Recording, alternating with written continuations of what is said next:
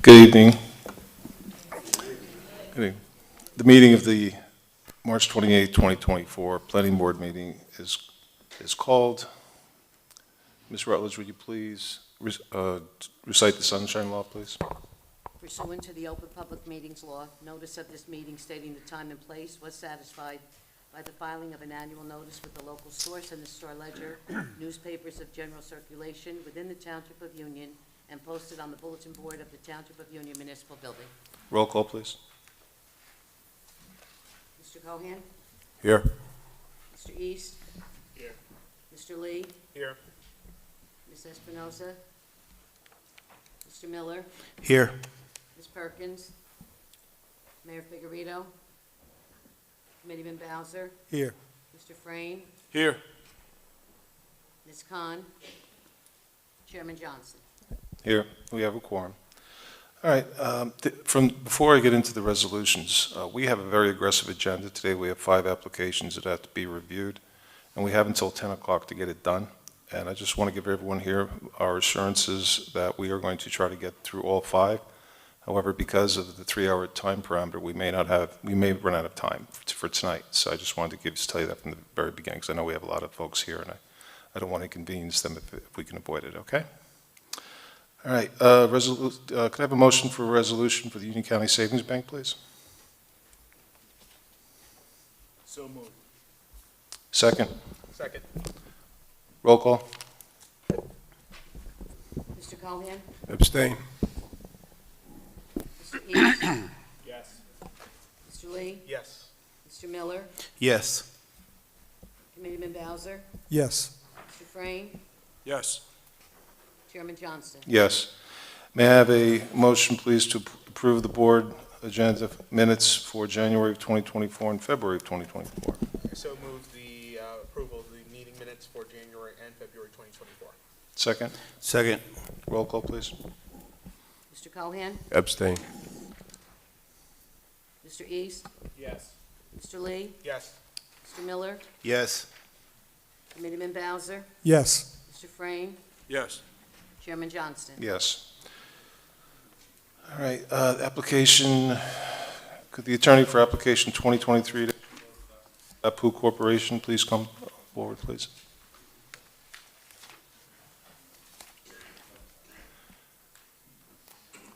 Good evening, sir. Would you please identify yourself for the record, please? Good evening, Mr. Chairman, board members. My name is Michael Koski, and I'm an attorney with the law firm of Greenbaum, Rowe, Smith & Davis. Our firm represents Bapu Corp., the applicant this evening, and the owner of the property located at 2735 Route 22 West. The applicant filed an application for preliminary and final site plan approval with variance relief and a minor subdivision approval. We were last before the board on January 25th, 2024, and this is a continuation of that hearing.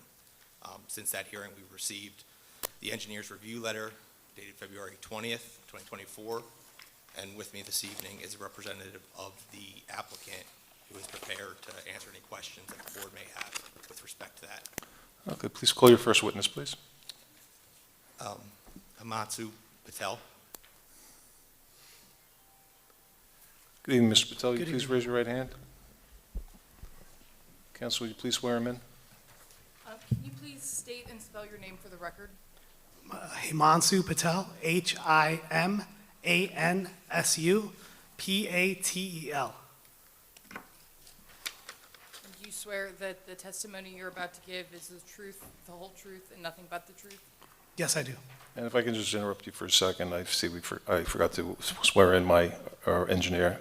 Counsel, would you please swear in our engineer, please? Please raise your right hand. Do you swear that the testimony you're about to give is the truth, the whole truth, and nothing but the truth? Yes. Thank you. All right, Mr. Patel, please, Mr. Oski, please proceed. Thank you. Mr. Patel, are you here on behalf of Bapu Corp.? Yes. Okay, and Bapu Corp. had filed the application and has appeared at the prior 2 hearings on this matter? Yes. Okay, have you received and reviewed the engineer's letter of February 20th, 2024? Yes. Do you understand the conditions that are within that letter? Yes, I do. And Bapu accepts those conditions? Yes, all of conditions. Do you have any questions regarding? No. Okay. Mr. Chairman, that's Okay. Questions from the board?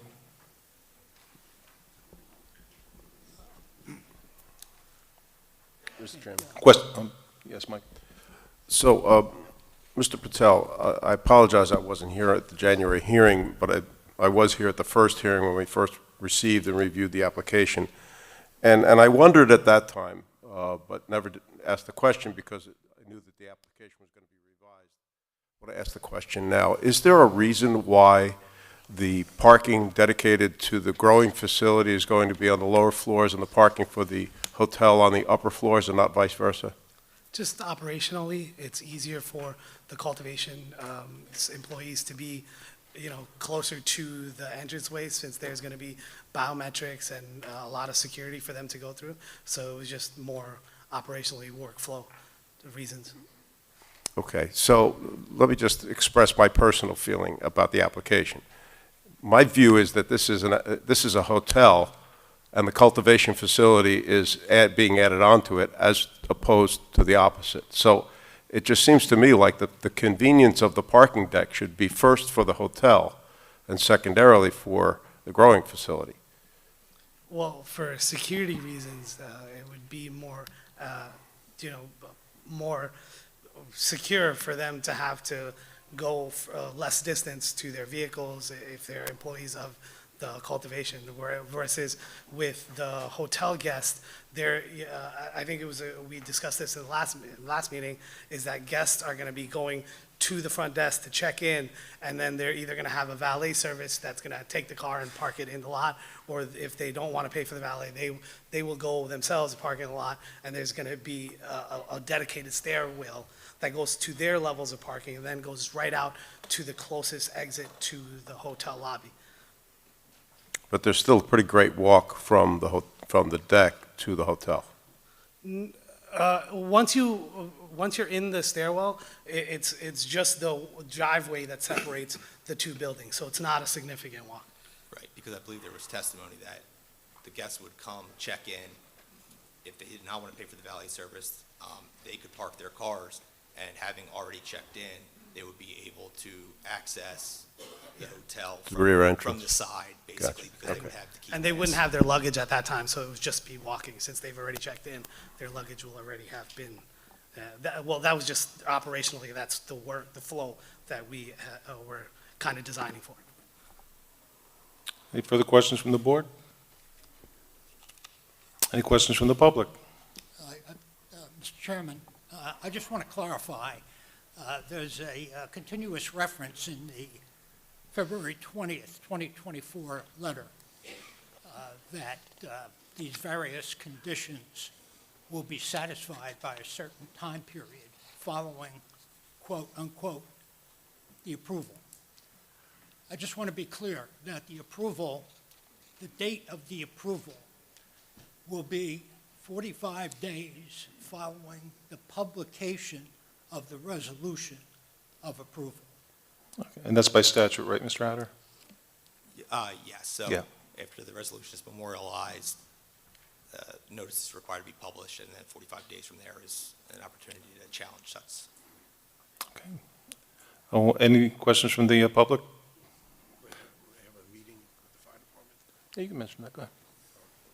Sir, would you be opposed to have a meeting with the fire department? There are some questions with regards to the fire hydrant in the back of the building, to be on a loop, possibly a driveway with a siren-activated gate, the enunciator for the fire alarm to be at the front door. Yeah, we're not opposed to meeting To with the meeting, fire department. all right. Yeah, And also okay. the fire department connection, they don't want on the building, they want, Yeah, on we're willing to accommodate. so that. you'll meet with Chief Happy to meet Riccardi with and them. and Fire Yeah, Official Guzman? we'll try to accommodate them as much as Okay. possible, yeah. Okay, that's in the minutes, okay. Okay. Any other questions from the board? Thank Any other questions from the public? Mr. Husky, if we approve this tonight, we'll probably add a condition, it will be a meeting with the Union Fire Department. Okay? Thank you. Okay. I'd like to take a motion to approve application 2023-12 Bapu Corporation. So moved. Second, Second. roll call. Mr. Cohan? Abstain. Mr. East? Present. Let's see yes or no. See if I can hear him. No. He's a no. Mr. Lee? Yes. Mr. Miller? Yes. Committeeman Bowser? Yes. Mr. Frame? Yes. Chairman Johnston? Yes. Okay. Thank you very much. Thank you. All right. Could the attorney please for creative property management come forward, please?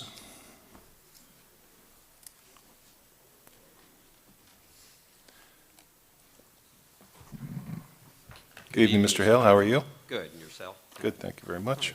Good evening, Chairman and board members, members of the public, Stephen Hale representing the applicant Creative Property Management, Community Access Unlimited. There's actually two cases on tonight. They're, we call them sister applications, but we're going to, according to the agenda, proceed with the Lot 1, Block 1803, 1740 Earl Street. This is an application for a community residence. I'm sure you've read the report from Colliers. Community residences mandated by law are permitted in all residential zones, being single-family residential zone. The property was acquired several years ago from the Township of Union. Community Access has many locations throughout Union County, including a number in the Township of Union. And what they provide is housing for people with developmental disabilities.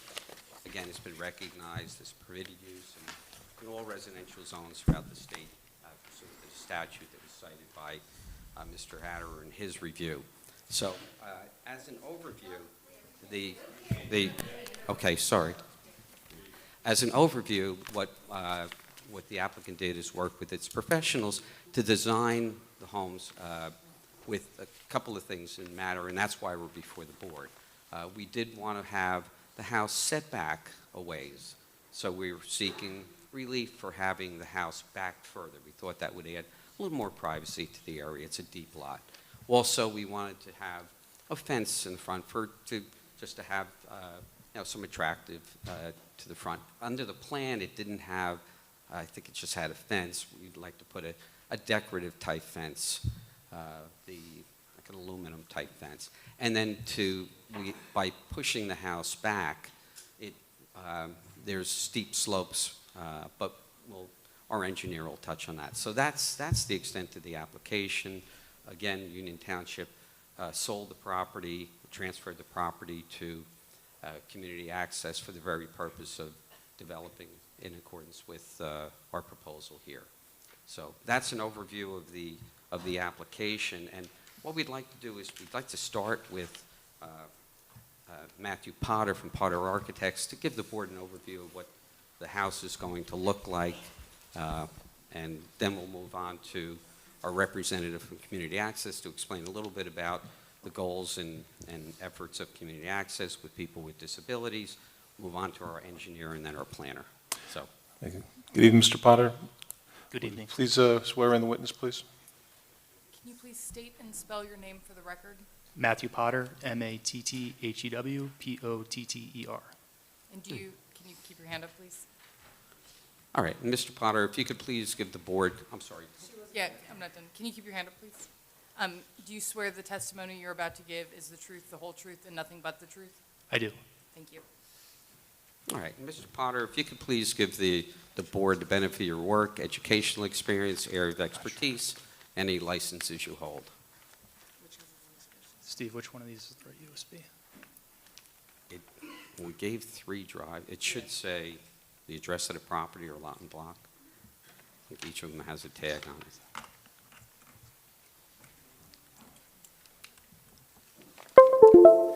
Good evening.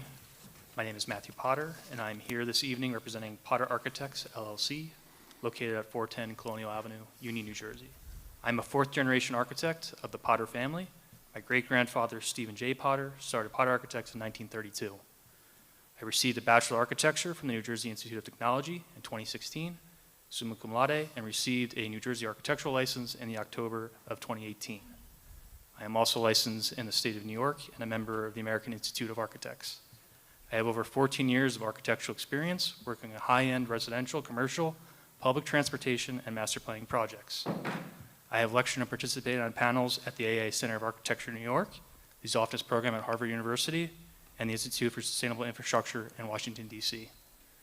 Based on my credentials, I hope you'll accept me as an expert architect witness. This will be my first time presenting before this board. Thank you. So I'm- Mr. Potter, there's one thing. You are licensed, I trust, as an architect in New Jersey? Yes, Okay, thank you. New Jersey and New York. I would like to move for the witness to be Yes, a, if he could be accepted as an expert in the field of architecture. so ordered. Okay, Please thank you. proceed. All right, so Mr. Potter, if you could please take us, so we're going to move first to the overview of the home that's going to be constructed here.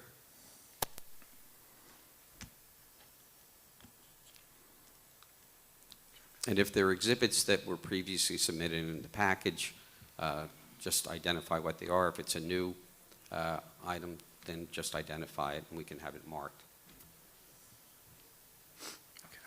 So I would like to start with directing your attention to the rendering on display here. It's prepared We by mark Potter. it A1 then? Sorry? We'll mark that rendering as A1. A1.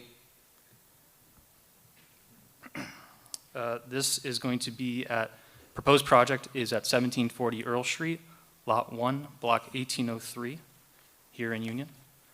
As stated, this rendering was done by Potter Architects in January 11th, 2024. The architecture plans that we'll be discussing were also prepared by Potter Architects and are dated July 26, 2023, and they were last revised on January 11th, 2024. The architectural plans will consist of 2 pages. As stated, I am intimately familiar with the architectural design of this project and have been involved in the development of the project design from the beginning. So the first lot, as Steve mentioned, these are sister projects, is a proposed 2-story wood frame residence similar to standard residential construction in Union Township. The building footprint is 72 feet wide by 37 feet front to back.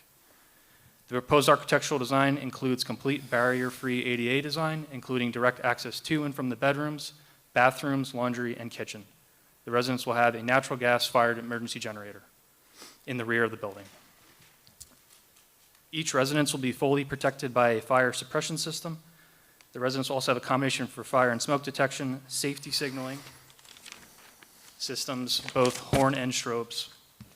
The systems will help ensure the safety and welfare of the occupants and the surrounding neighborhood. So just give me a moment to pull up the plans, please.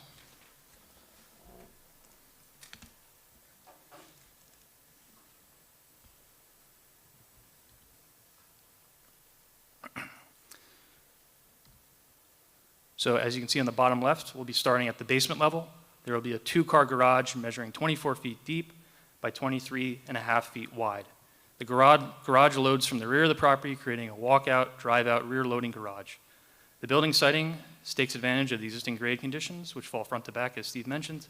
You also notice the angle of the residence to the street, which again is an opportunity to work with the existing topography and limit soil disturbance. The other exterior access point to the basement includes a foyer, stairs up to the first level, unfinished basement areas, and designated storage areas.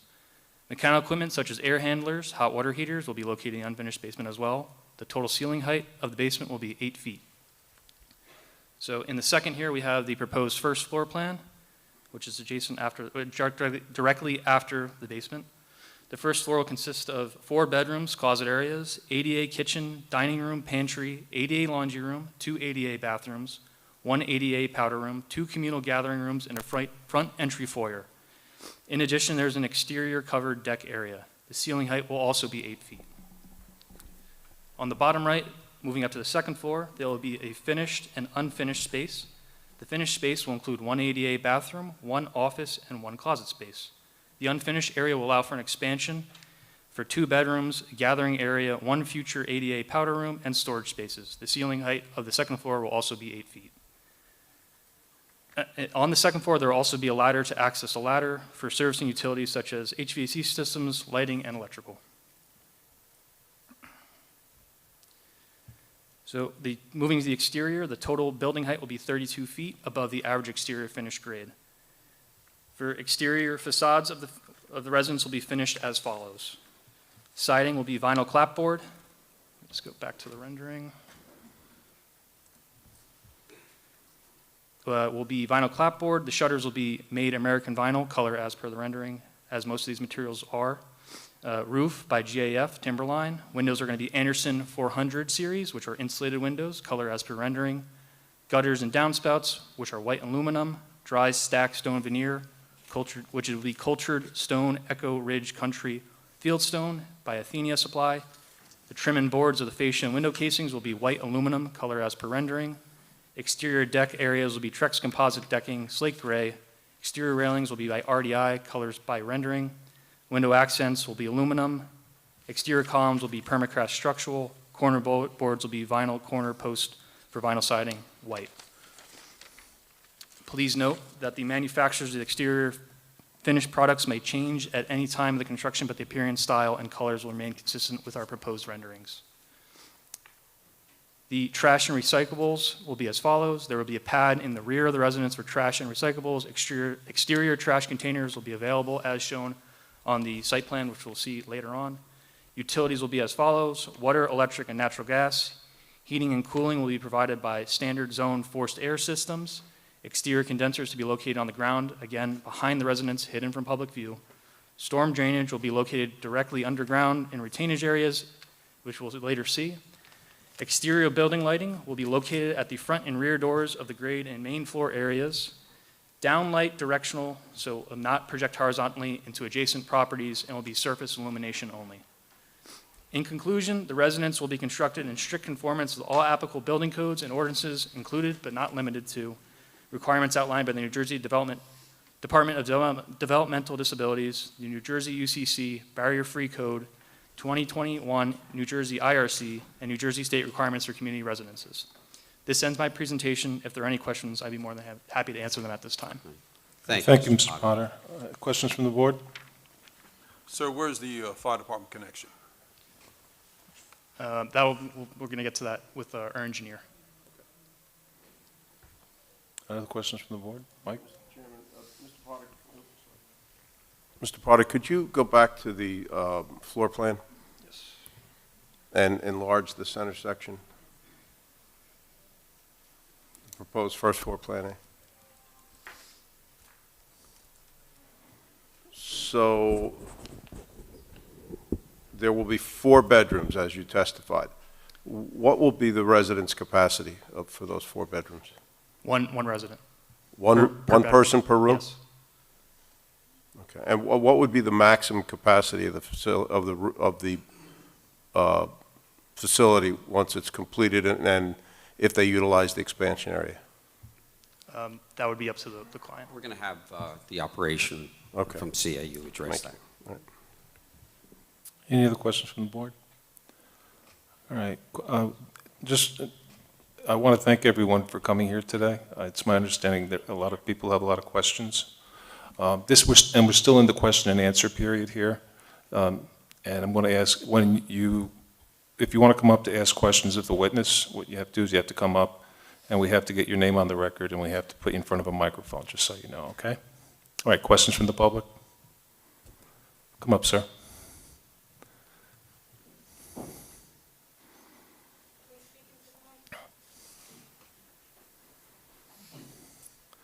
All right, sir, will you please identify your name and address, please? It's Joel McCormick. My mother lives at 1245 Schmidt Avenue. I actually had 2 questions. Where do you live, sir? Excuse me? Where do you live? Same building? I'm currently recovering from an injury, so I'm residing with my mother at the time. Great, what questions do you have for the witness?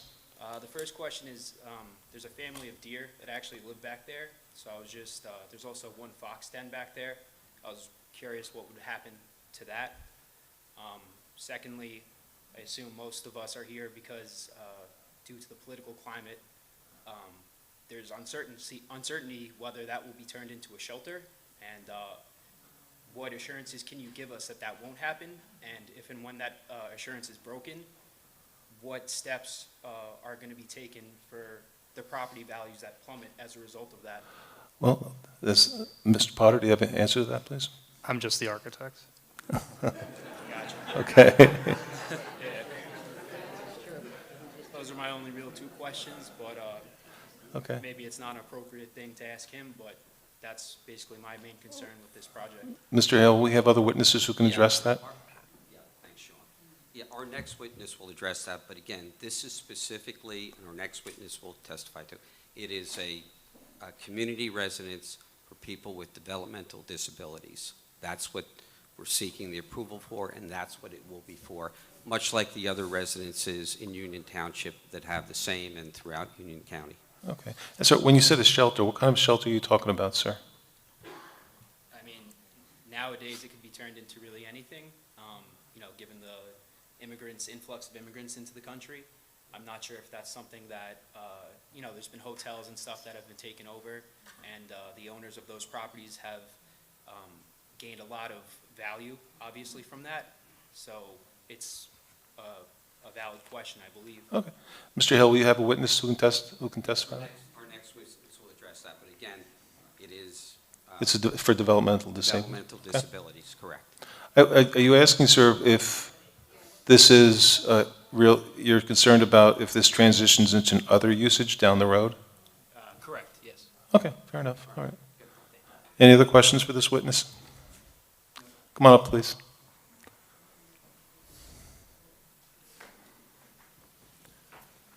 Is this too loud? Your beat is loud. Good evening. Hi, can you please identify yourself for the record, please? My name is Johanny Izquierdo. I live 1251 Schmidt Avenue. I have similar concern as my neighbors. Do you have a question for the witness? I don't have any questions, but I actually do. I know your occupancy is unclear at this point. The house is, it's 4 rooms, but it was not clear to us whether or not it's going to be housed for 4 occupants, or your intention is to house additional Our next occupants. witness is Griswold from Community Access will answer that. Sounds good. And we also have similar concerns about the value of the property. We just recently purchased a home. This is a residential, something that was attractive about the community. This is a residential community which houses one family, single-family homes. We are concerned about the density increase in the area, and how would that affect our parking situation currently. Mr. Hill, I'm sorry for the feed on this is way too loud. Will you have witnesses answer those questions? We'll Yes? address all of that. Great, thank you. All right, Mr. Chairman, if it would help, Mr. Hale, can you just provide an overview of who are all the witnesses so that Sure. folks will know, like, Good when point. they Thank you, have the Mr. right Lay. questions, they Yeah, can so, ask the right person? correct. Yeah. Matthew Potter is our architect. Next, we'll have Bernadette Griswold, who is the Executive Director of Community Access Unlimited. And then we'll move on to Joe Bocci from EKA Engineering, and then who is our site engineer, and then Nicholas Graviano, our professional planner. Thank you. Mr. Chairman, I have a question for you. Yes. Members of the public who have questions could ask any of the witnesses to return to respond to their questions after they all testify, We right? can do redirect, right, Mr. Hill? Okay. All right. Thank you. Okay. You'll have your chance. You'll have your chance. All right, so I see, come on up, come on up. You're welcome.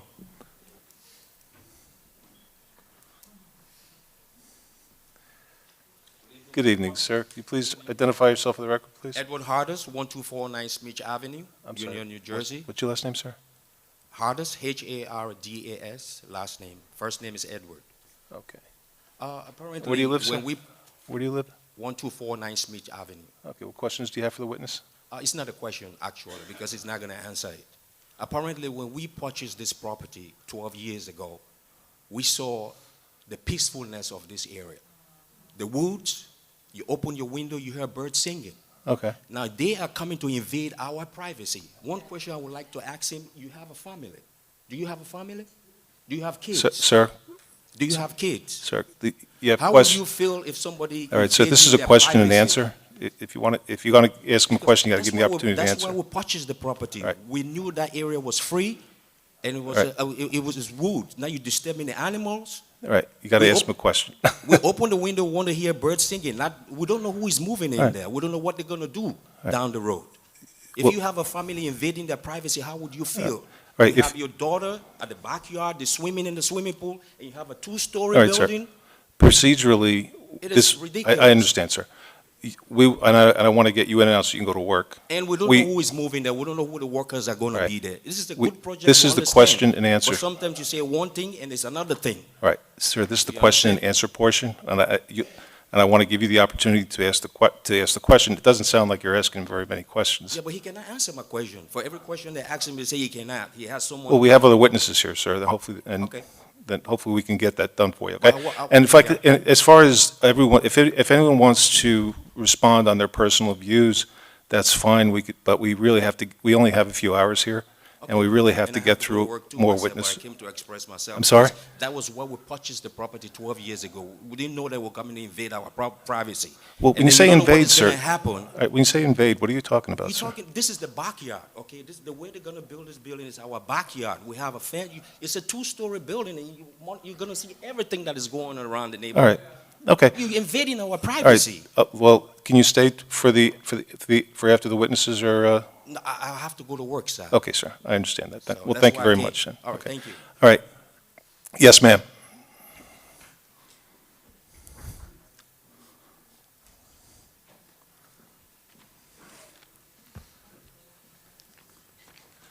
Good evening, ma'am. Could you please state your name and address for the record, please?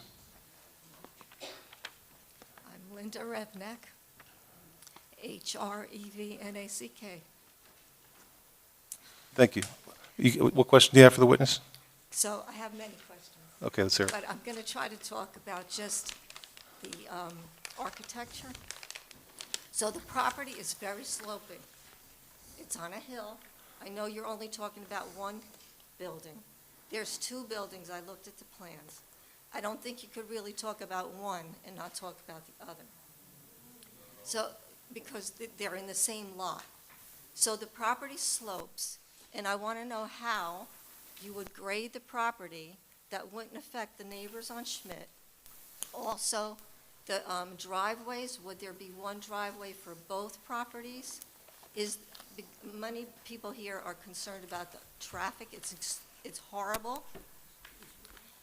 Is there any opportunity for there to be an exit out the back of the property so that they could go onto Vauxhall Road? There's a continual turn signal from Vauxhall to Oakland, which allows no one to get out onto Earl Street properly. We've asked the police to move back the sign, no parking here to corner, so that we could see. Well, you have a question for I him? know. So I guess my question has to do with how are you going to handle the traffic, but also the scaling of the property, and so that the sloping, if you take that out, the property underneath at the bottom of the hill is going to be impacted by that.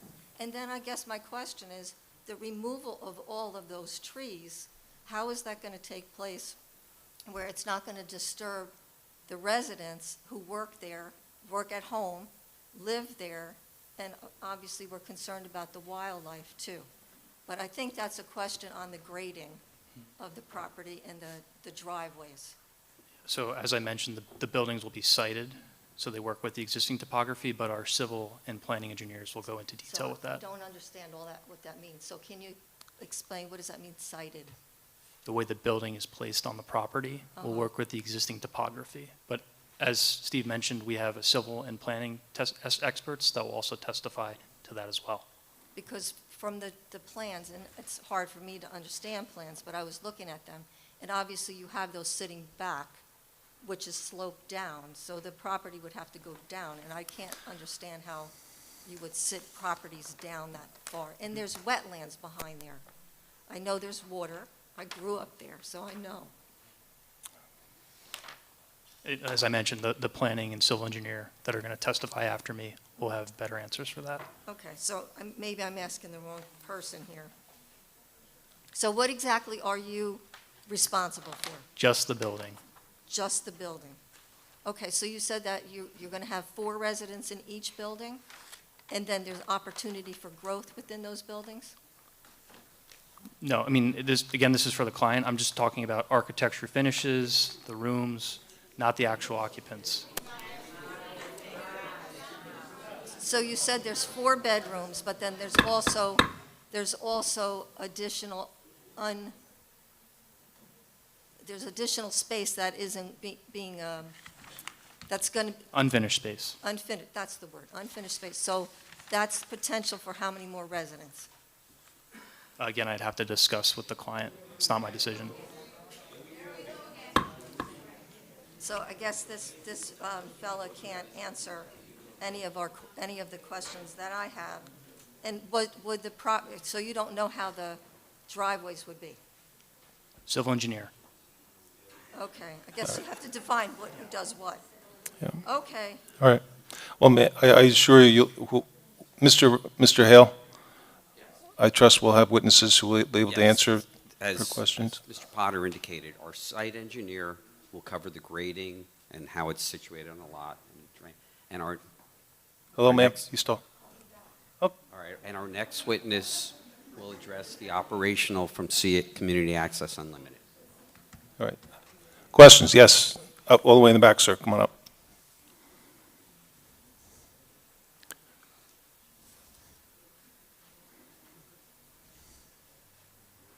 Please identify yourself and address for the record, please.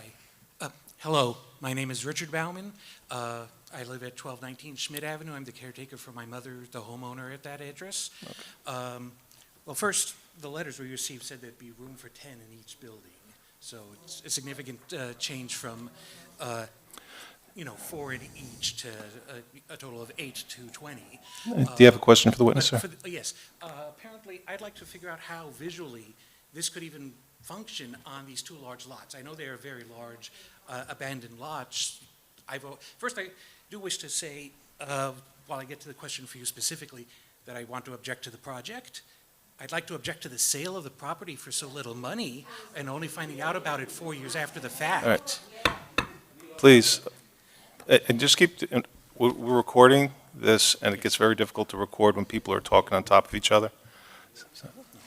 So there are a series of objections, but for the architect, even if it looks like that, I presume this lot is the one on Earl Street facing the road. It's going to, this would be Schmidt Avenue, this would be Earl, and there's a large clump of trees that run all the way to my backyard. That building, will it be facing this way toward Earl Street? Or sideways? It'll be facing towards Earl Street, but situated to work with the topography. That's one of them. Now, the second building, is it going to be the same, facing to the road, or is it sideways? Should we be answering for the second application now? Mr. Hale? I don't mind if he answers that question. Okay. Yes, it'll also be situated towards Earl Street. All right, now my main question, I guess, and this goes on because while it's not directly directed at the house, I'm seeing parking issues. How much of these? Sir, these are the very witness, long, sir, we can't, if you don't talk into the. I we can't- apologize. Yes, all right. These are long stretches of land behind our houses. Even if you put two houses there and along the street, whatever infrastructure, like I said, I'm concerned about, again, water runoff. And what happens, seriously, if there's the engineer says, oh yeah, we'll grade that right and it'll all come out. Okay. And then there's a subsidence and something goes on during construction and you have to redesign this whole project. What's your question, sir? These are the kind of things that, well, I'm concerned about this project. And I guess later on, I would I'm sure we're all concerned, what history is there to property values whenever one of these facilities are put in? Not merely that they're as this now, but what's gone on, because, yes, people say the property values in the town All are right. going up. Do But you if have it any- goes up 20%, but our street All only right. goes up 5%, we've lost a significant amount. Sir, of income. do you have a question for the, any other? You can the come main back one later was- if you want, of course. We'll have other witnesses. The main one was about how, of the space that's been acquired, how much of the percentage of the land is actually used up by the plans that you've drawn up? Yeah, the civil engineer has a site plan that will be shown later. Can we, I think most of the people here would like to look at that. yeah, have please. Have that kind of visual aid. Okay, So civil thank you. engineer time? Yes, all right. Yes, sir, with the hand up there, please.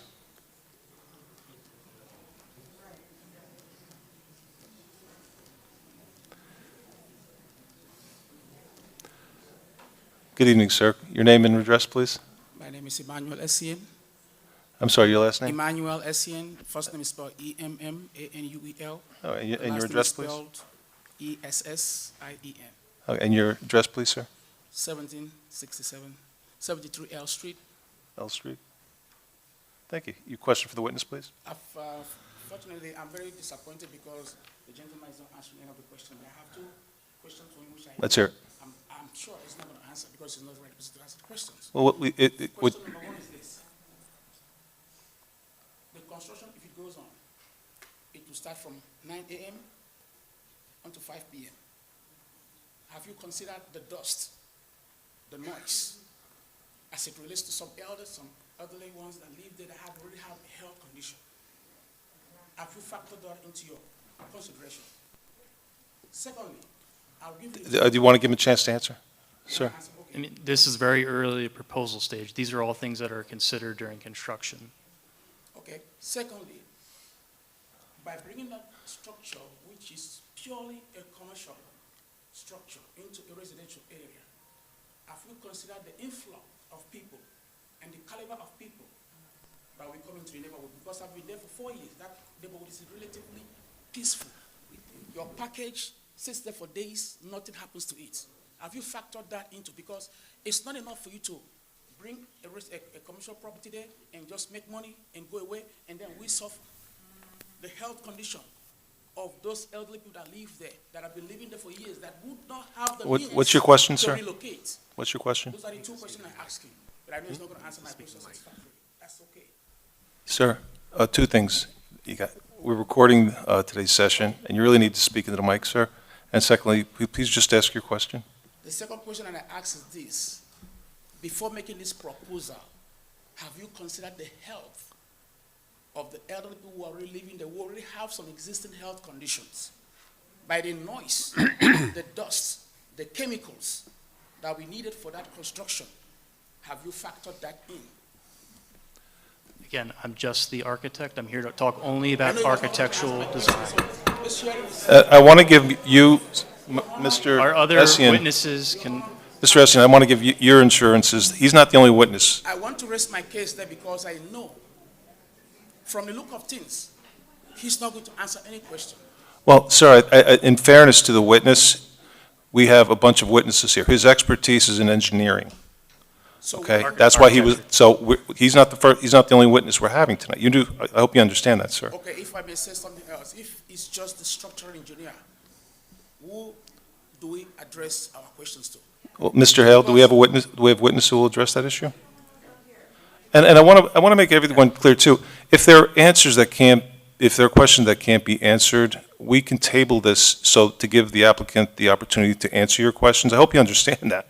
This isn't, this isn't a all or nothing type of a thing. If enough people have enough questions, and for better or for worse, the applicant doesn't have the answers, we could just table this so that give them an opportunity to get those answers. But the answer, in answer to your question, we have a site engineer that's going to discuss the layout of the property.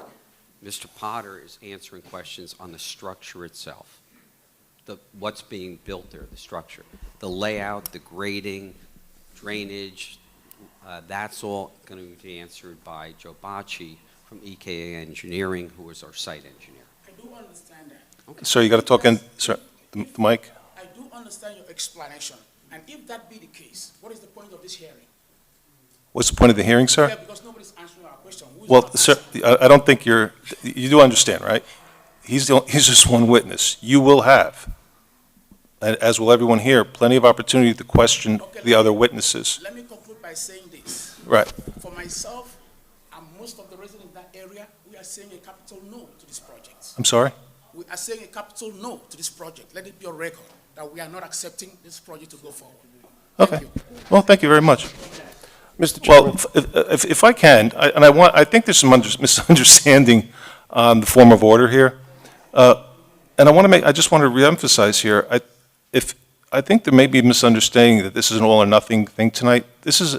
We only have 3 hours, and we will be questions brought by the applicant, which we do all the time.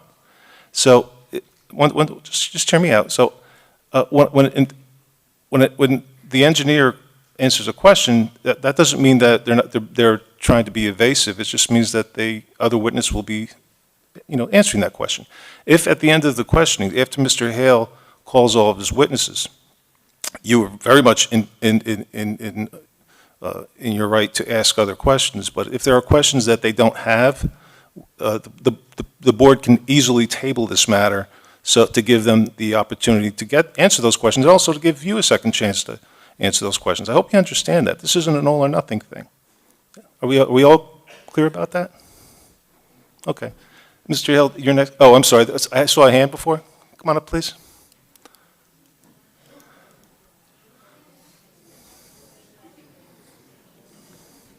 And again, we were all talking into a mic. What happens is if we have everyone talking over each other, we can't hear.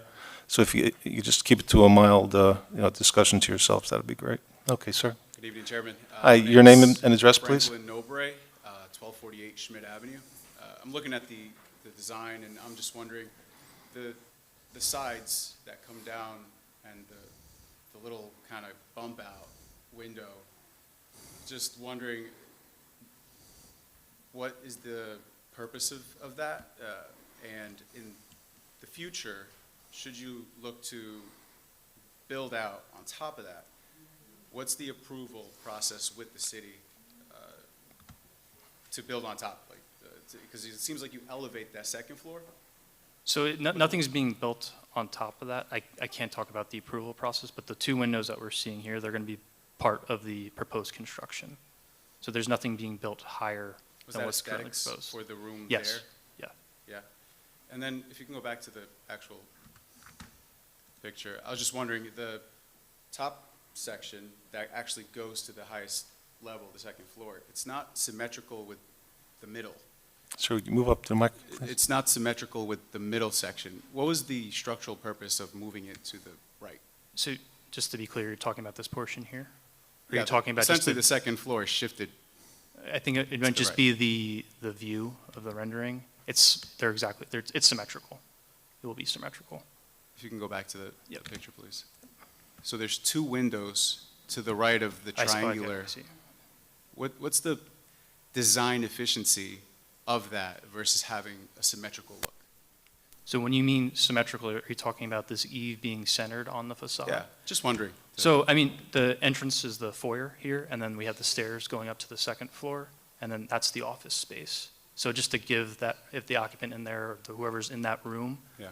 it just double hung windows, open it for ventilation, so on and so forth. So as this is a fixed window, they can't operate that. Okay. So that's the design decision behind that. And I guess my question would be, what's the procedure with the township if they wanted to build on top of that open space, which was just left open? Well, he wouldn't know that. Our township engineer would be able to, he can answer that Okay. question. Okay, great. Thank you. Thank you. All right. Any other questions from the public? Okay. Mr. Hill, your next witness? Yes. I'd now like to call upon Bernadette Griswold from the Executive Director of Community Access Unlimited. Good evening, Ms. Griswold. Please get sworn in, please. Will you please state and spell your name for the record? Bernadette Griswold, BERNADETTEGRISWOLD. And do you swear the testimony you're about to give is the truth, the whole truth, and nothing but the truth? I do. Thank you. Okay. And Ms. Griswold, obviously you're hearing questions, and I know having been through this for quite a while. First, tell us a little bit about yourself and give the board and the public an overview of what Community Access Unlimited is, and then we can move on specifically to this property. But first, a little background on Community Access and what it does for people with developmental disabilities. Sure. I'm Bernadette Griswold. I'm the Executive Director of Community And Access. probably slow down a little bit and speak right into the mic. Okay. Sorry, a little nervous. So I'm Bernadette Griswold, the Executive Director of Community Access. I've been with Community Access for about 21 years. I started actually as a direct care professional who worked in a community residence and fell in love with the career in helping people with disabilities that need a little bit extra help to live independently in the community. It's so important for people to live like we do and not be labeled as people that shouldn't be living in the community and different than we do.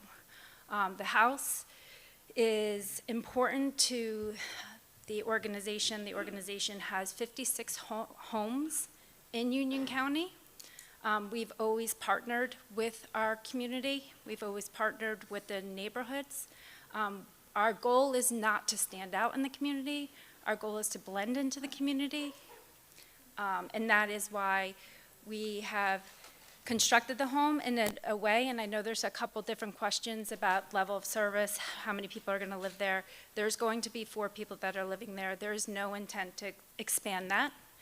The reason why we did go up is because we do care about property value and resale value.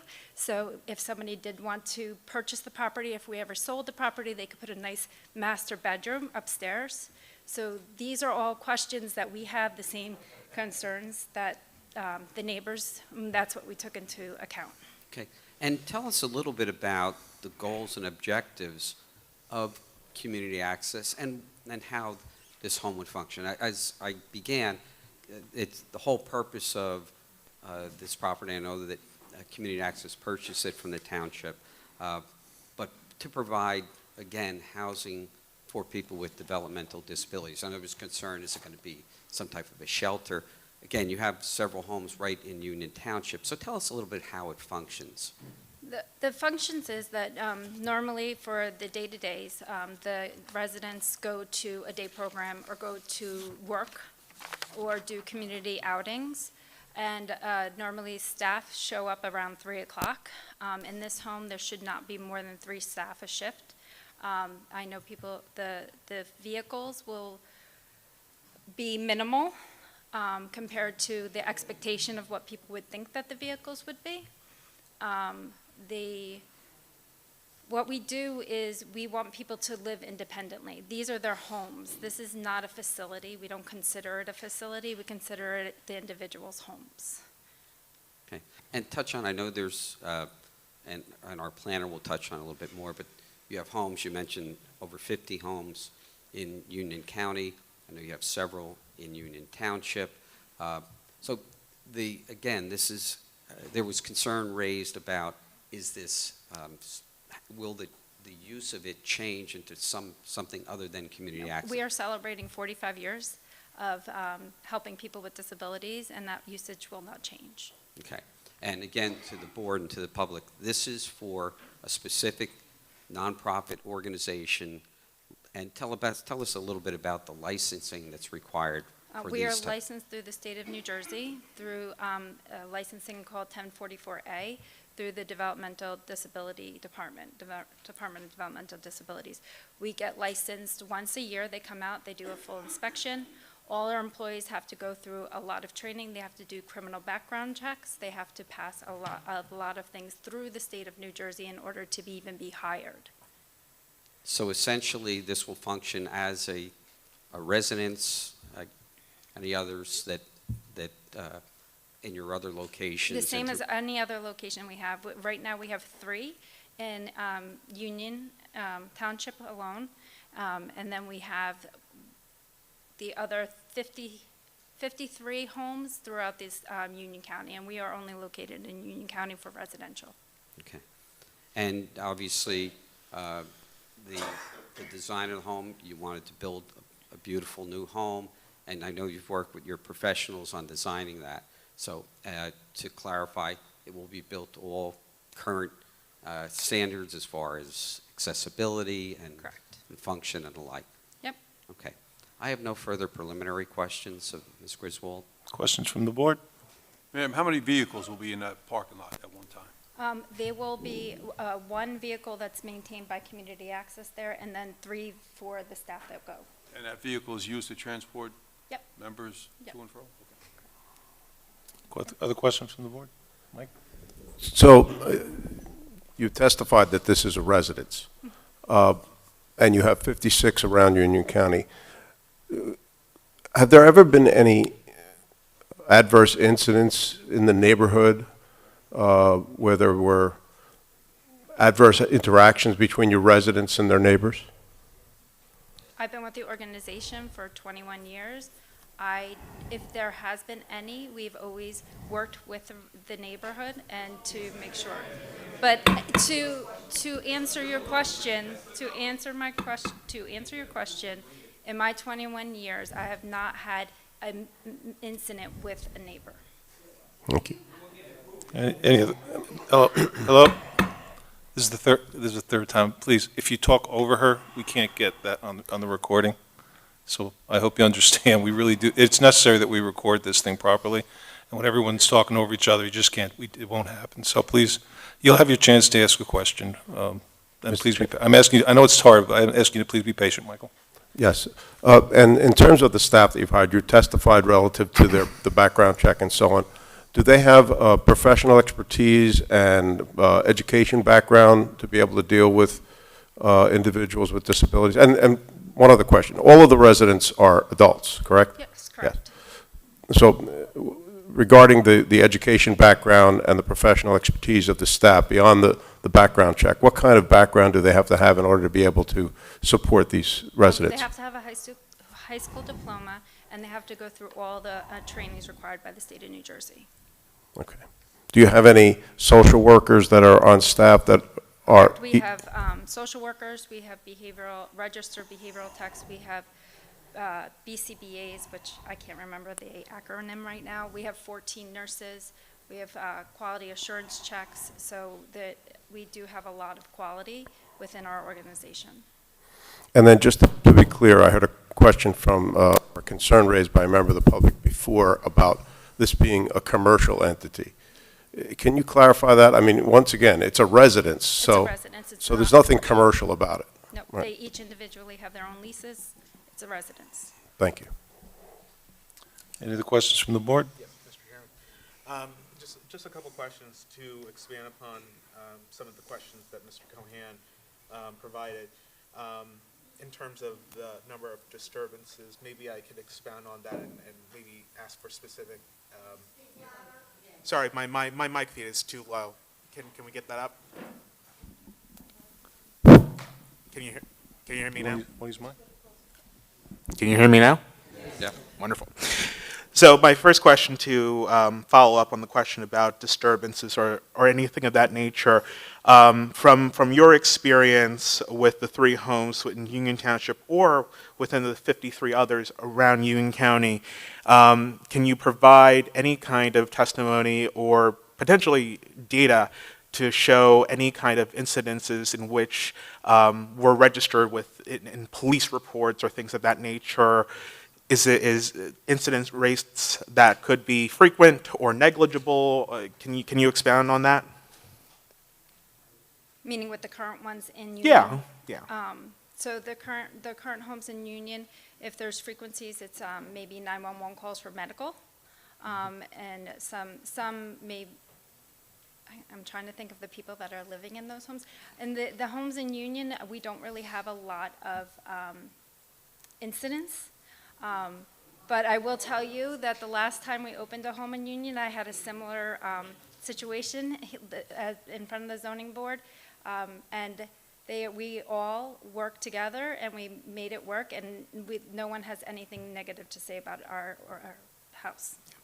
And my next question is to kind of give a little bit more of a profile in terms of the actual residents. I know we say the term developmental disabilities, but there might be a little bit more specificity in terms of the folks that live in there. You know, are these folks typically those that are on, let's say, the autism spectrum, or what is the typical profile of a typical resident that would live in this? Would it be to the extent that they would receive significant medical care or caretaker or things of that nature? Can you expand upon that? I mean, we take a person-centered approach, so it's hard for me to kind of put it in a box because these are people. But it can go from medical to behavioral, so it could be autistic, it could be, it could run. I can't answer that specifically. Do you want me to answer that? Yeah, if you want to. Sure. Yeah, please. What kind of medical? So we have people that might need 24-hour oxygen. We might need people that have feeding tubes. So those are the kind of medical needs that we deal with. Okay. I might have other questions, but it's not on the top of my head at the moment, but I'll yield back. Okay. Any questions from the board? We'll get to the audience in a second. So and just so you know, procedurally, we as a form of order, we ask questions from the board, and then we go into the public. So we're still doing the questions from the board yet. I hope you understand that that's how we do things. I'm sorry, any other questions? Can you expand on the behavioral aspect? The behavioral aspect? He said to expand on the behavioral aspect. So the behavioral aspect, so you can have somebody that's highly autistic. You could have somebody that is aggressive, but we have a team of people that we have been able to we have not had any incidents that we couldn't be able to handle.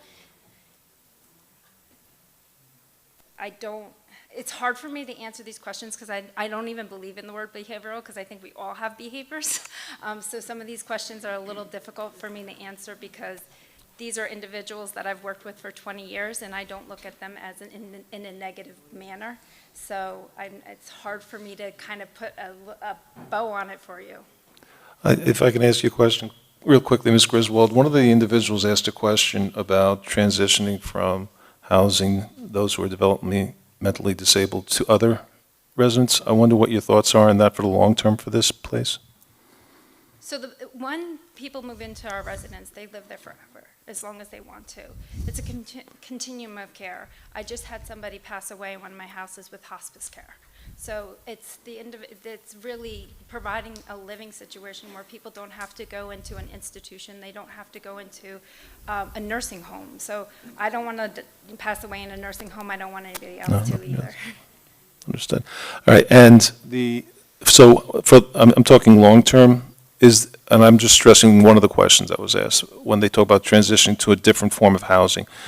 Is that in the plans for you at all, or? No, if it transitions into any form of housing, it would be most likely that CAU is selling the house to a family or something of that nature.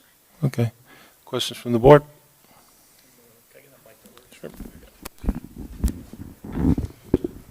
Expanding on the behavioral, could any of these residents have criminal record? No.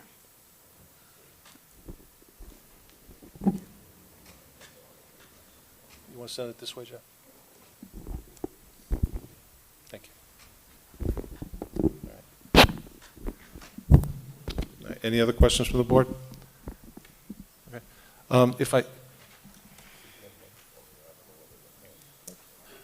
Yeah, we have we have one that's too loud, which is my mic. We have other mics that are not so loud. Before we go into other questioning, and I'm looking at the clock, we are not going as quickly as I had hoped, frankly. Is the lawyer for Yuri Simzik in? Yes. Could you please come up here, sir?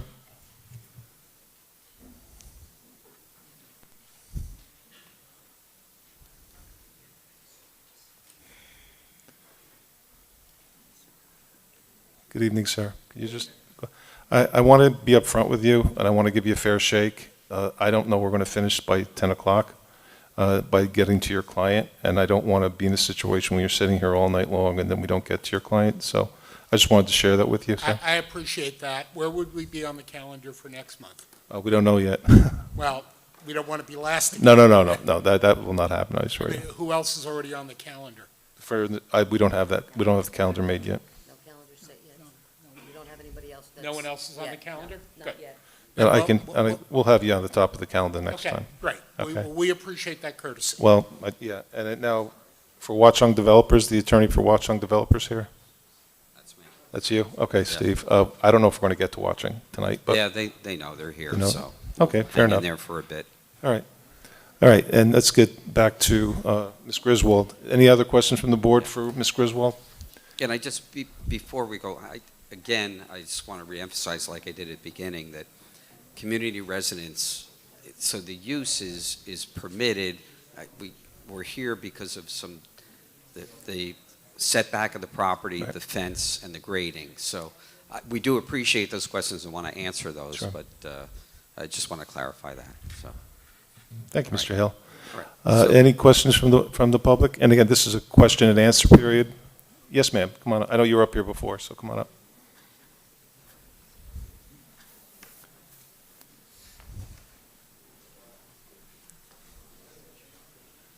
Hello again. Ms. Johanny. Yeah, and again, this is all question and answer. Yes, for you.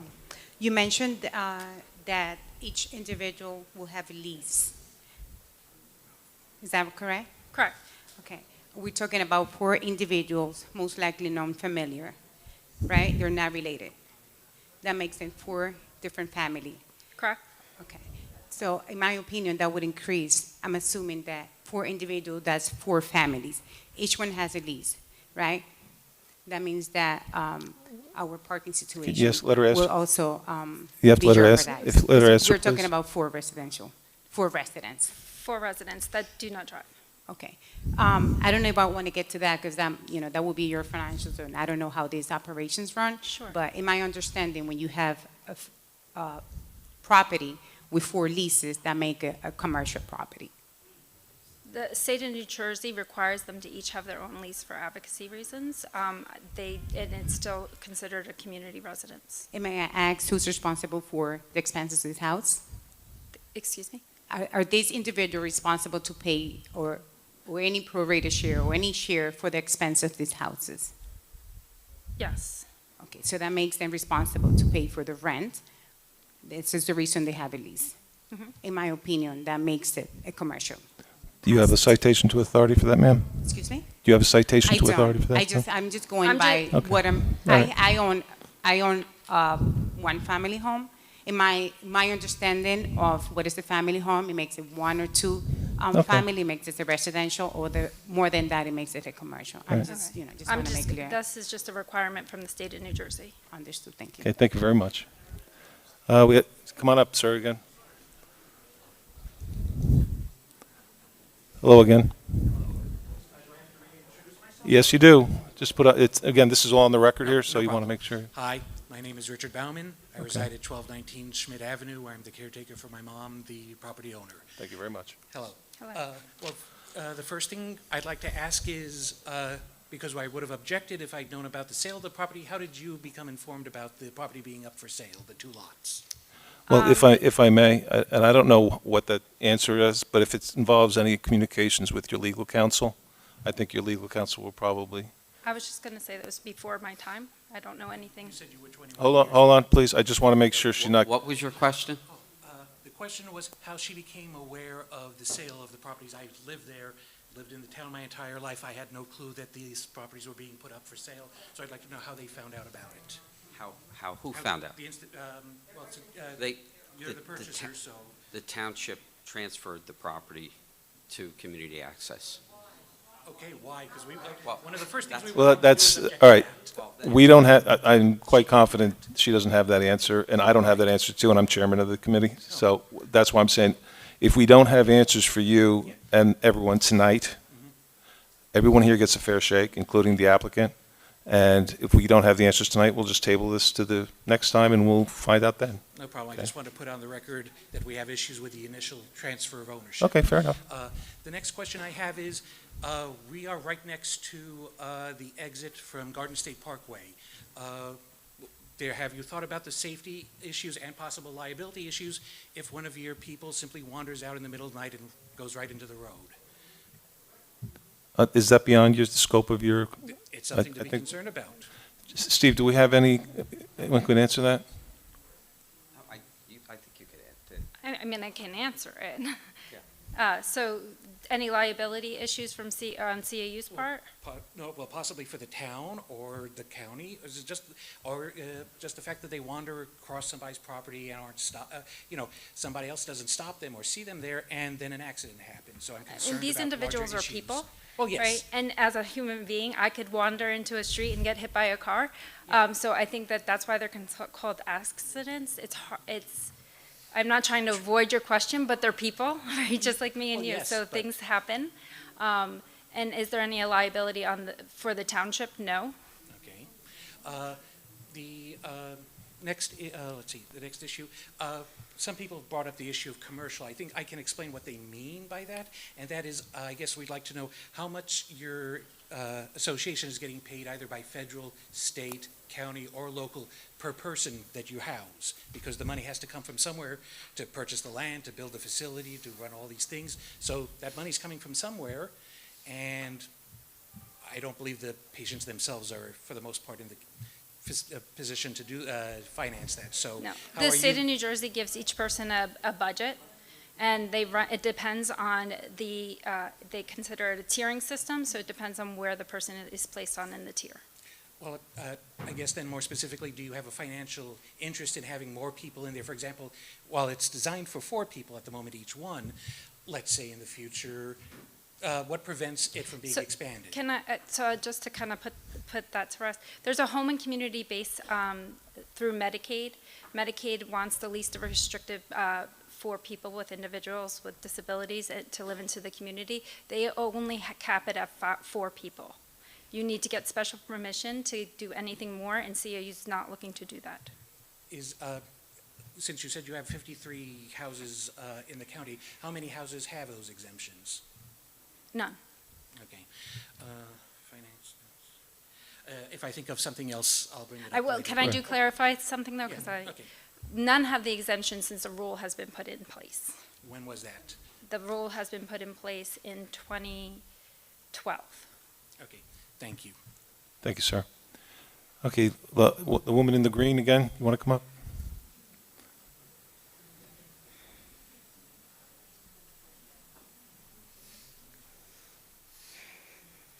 I see you're back. All right. Can you please identify yourself just again for the record, please? Linda Revner. Okay. Can you just define? Can you look into, can you talk Can into the you- mic? Can you define developmentally disabled individuals? Is that Down syndrome, autism, or can you define it? I mean, What's the it's a scope? hard definition because it's such a broad array, Mhm. but, you know, you could have Down syndrome, you can have autism, you can have physical disabilities. So developmental disabilities, you just have to have an IEP before you're 18 years old. So you could be streamlined in What's IEP? individual education plan. So you can have an IEP and be streamlined in a public school and still be part of the developmental disability programs. So there is a wide range of disabilities. And how do you determine which people get these homes? There's an interview process, so we do an extensive intake process. So we review their background, we review if they are appropriate for the home, do they match with the other people in the home, things of that nature. The 2 homes that we're looking at, I know you're only dealing with one, but it's unfair not to talk about both. Are they going to be women or men? That has not been determined yet. So I know some of my friends have children with developmentally disabilities. And although that's their family, they do become violent. My one friend, he's over 6 feet tall, and his son has really knocked him out. So obviously, we're concerned. People here have children. I walk my little dog, they all know. And we're concerned about that. I understand your concern. All I can tell you is in my 21 years, nothing has happened to a community member that I'm aware of. Okay. So now you said that you try to fit into the community. All of our homes are very small little homes. I don't know how putting 2 large homes would fit into our community. I would love to live in that house. There's no way that those 2 buildings will fit into our community. So the reason why we pushed them back is because we wanted to make sure that we weren't standing out in the community, but it wasn't big enough for people to have their own space. You mean you push them back? That's why we're here today, because we're pushing them back and putting them back further. In the property, you mean? Yes. again, you have to push them back because of the slope of the property. So it's not like you're trying to do us any favor. It's the way the land goes. Our engineer will touch on that, but no, we could put them up and not have to come to this board. Okay, so let me ask you another question. What is your overall budget for these two homes? For the two homes together? Two, Yeah, the two, one or the other or both. They're a nonprofit, she can attempt to answer it, but But there should be a budget. You have to report to your Board of Trustees. So you have to have a budget. I mean, it's got to cost hundreds of thousands of dollars to clear those trees out. That's one thing, let alone the construction. So what's your budget for these things? the budget for these two homes was $2.4 million. And that's the clearing of the land? So No, the clearing and building of both homes. So both homes total, clearing the land, everything is $2.4 million. Now, I know, I look on Zillow, the last time I looked, there's 117 houses for sale in Union for $500,000. If you're trying to fit into the community and all of those facilities, all those homes are available, you do that in other neighborhoods, why go to the extent of building these two big buildings, ripping out the whole landscape that affects air pollution, noise pollution, wildlife, when you could just go and buy maybe 4 homes, do renovations of those, fit into the community, and not disturb our small little neighborhood with something that doesn't fit. And I am quite sure that has got to be more than $2.4 million for 2 houses of that size. Okay, I just want to emphasize, when she's talking and you're clapping, we can't hear her. So, and please, I get your approval of what she has to say, and I respect that, but if you're clapping, we can't record what she's saying, okay? So I can't, I mean, I've volunteered at our house, I volunteered at ARC. I appreciate what you're doing.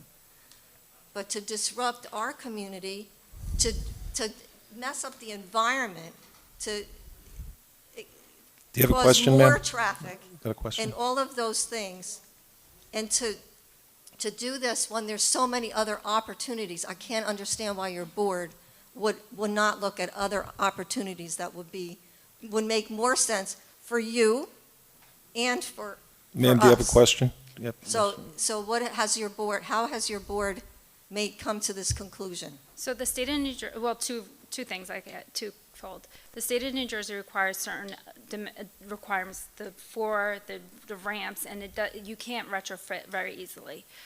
The second thing is, I will be 100% honest with you, and I think my team can actually say this. I've been looking for a home that I could retrofit for over 6 months. I've bidded on multiple projects, and I'm always continuing to not be able to retrofit those homes. But you have 53, so you've done it successfully. That was over time. Over time. Over time. Since 1979. Right, but you have over time done that. So I am quite sure, and I'm sure there's probably people here that would be willing to work to help you find homes that could be retrofitted, as you say. But I just can't question, ma'am? understand. Got a question. Yeah, okay. The other question is, do you have to pay taxes on this property? I do not. Okay. So that's, I think that's an important thing. The other thing is, will the Union Township be providing any funding to do any of the renovation to tear out all of this? No, they will not. Okay. The other thing is too, is like, was Community Access the one who approached Union, or did Union approach Community Access for this property? So I have been with the organization for 21 years. I've only been with the executive director for 6 years. I don't know any of that relationship. So perhaps you could find that out for us? Because if it's something that the town is encouraging community access to do, then it's like, what are we even doing here? Because none of us knew that this was being sold. Let's see what else I have here, because I'll be back for the next person. Okay, so you don't know men or women. No, that's not determined. It really does depend on the referrals and who is the right fit for the home. And one home could one be one or Correct, both? it could be one and one. Okay. And then you said that there would be one staff member in each home? No. There would be at least 3. 3 staff members, because I heard one.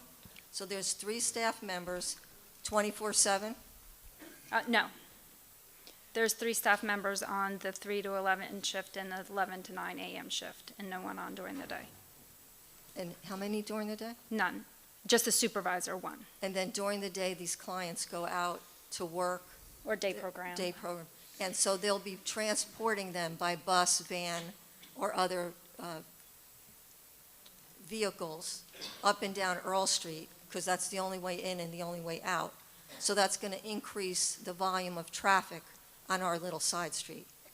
So the You have a question question, is, ma'am? so the question is, what will you do to alleviate the traffic issue, the parking issues? How many parking spaces will there be for these? And then the other question is, I know you will provide recreational activities on site with family members coming.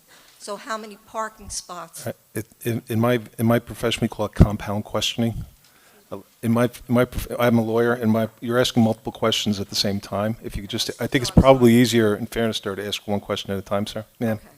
So you will provide recreational and other, So we took this into account in the design, and I think when you see the parking, and the engineer will show you the parking. So we did take all of this into consideration so that we would not be parking on the street or anything like that. okay. And then, like, how often would there be recreational activities? What's the noise level of those type of programs? Are there going to be many As family? you just said, family? please make it one question at a time. Okay, so how often are there recreational activities? I mean, it's person-centered, right? So you might have your family over every weekend, and I might never have my family over. So I can't answer how often, but normally, typically, they're not very often. And when those type of programs go on? I mean, I don't know what you mean by programs. This is, Recreational things. I'm sure there's holiday parties or, we have a main office for our holiday parties. So we don't do holiday parties and things of that nature in the homes. So if family members want to do a holiday party, or the people that live there want to do a holiday party, that's what we do. But we don't have, the whole organization come over for a holiday party. We have other facilities for that. So, No, I mean, know, I think there within might, the group home. if the group home wants to have a holiday party if the 4 people that want to have their families over, it's going to be similar to if we want to have our families over. They're going to have their mom and sister or brother, so maybe 10 people, maybe on holidays. Okay. Well, my real thought is this does not fit into our community. Okay, thank you. And any other questions? With the baseball cap, come on up.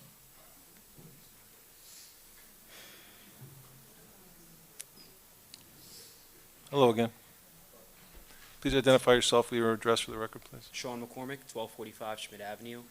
Mr. I was McCormick. just curious if there's going to be like anything written in stone, just to say that this is not going to be used for anything else? Something that you guys can guarantee by law that it will never be transformed into anything else? Mr. Hale? Yeah, I can assist with that, yes. We're before this board for approval for the dimensional variances. Again, community residences are permitted, but if this board approves it, it is for community access for people, community residents for people with developmental disabilities. That's what this is for. I understand that, I tell my girlfriend every year I'm going to run the New York City Marathon, and it hasn't happened yet. So I was just curious, is there Well, anything? I think what you need to know, sir, is that when we do approve applications, the application is confined to the 4 corners of the resolution. And so when we do a resolution, it's literally for the business that's being put in front of us. That's just the way it is. And if a business goes outside the 4 corners of the resolution, then they have to come back to us. And if we find out about it before they tell us, then they've got some explaining to do. I will say that to you. But no, the resolutions that we use are strictly the four corners of the document, and the businesses that we do approve are for the businesses that are expressed to us during these hearings. If that gives you any assurances, I hope it does. Thank you. Okay. Yes, sir, in the back with the glasses.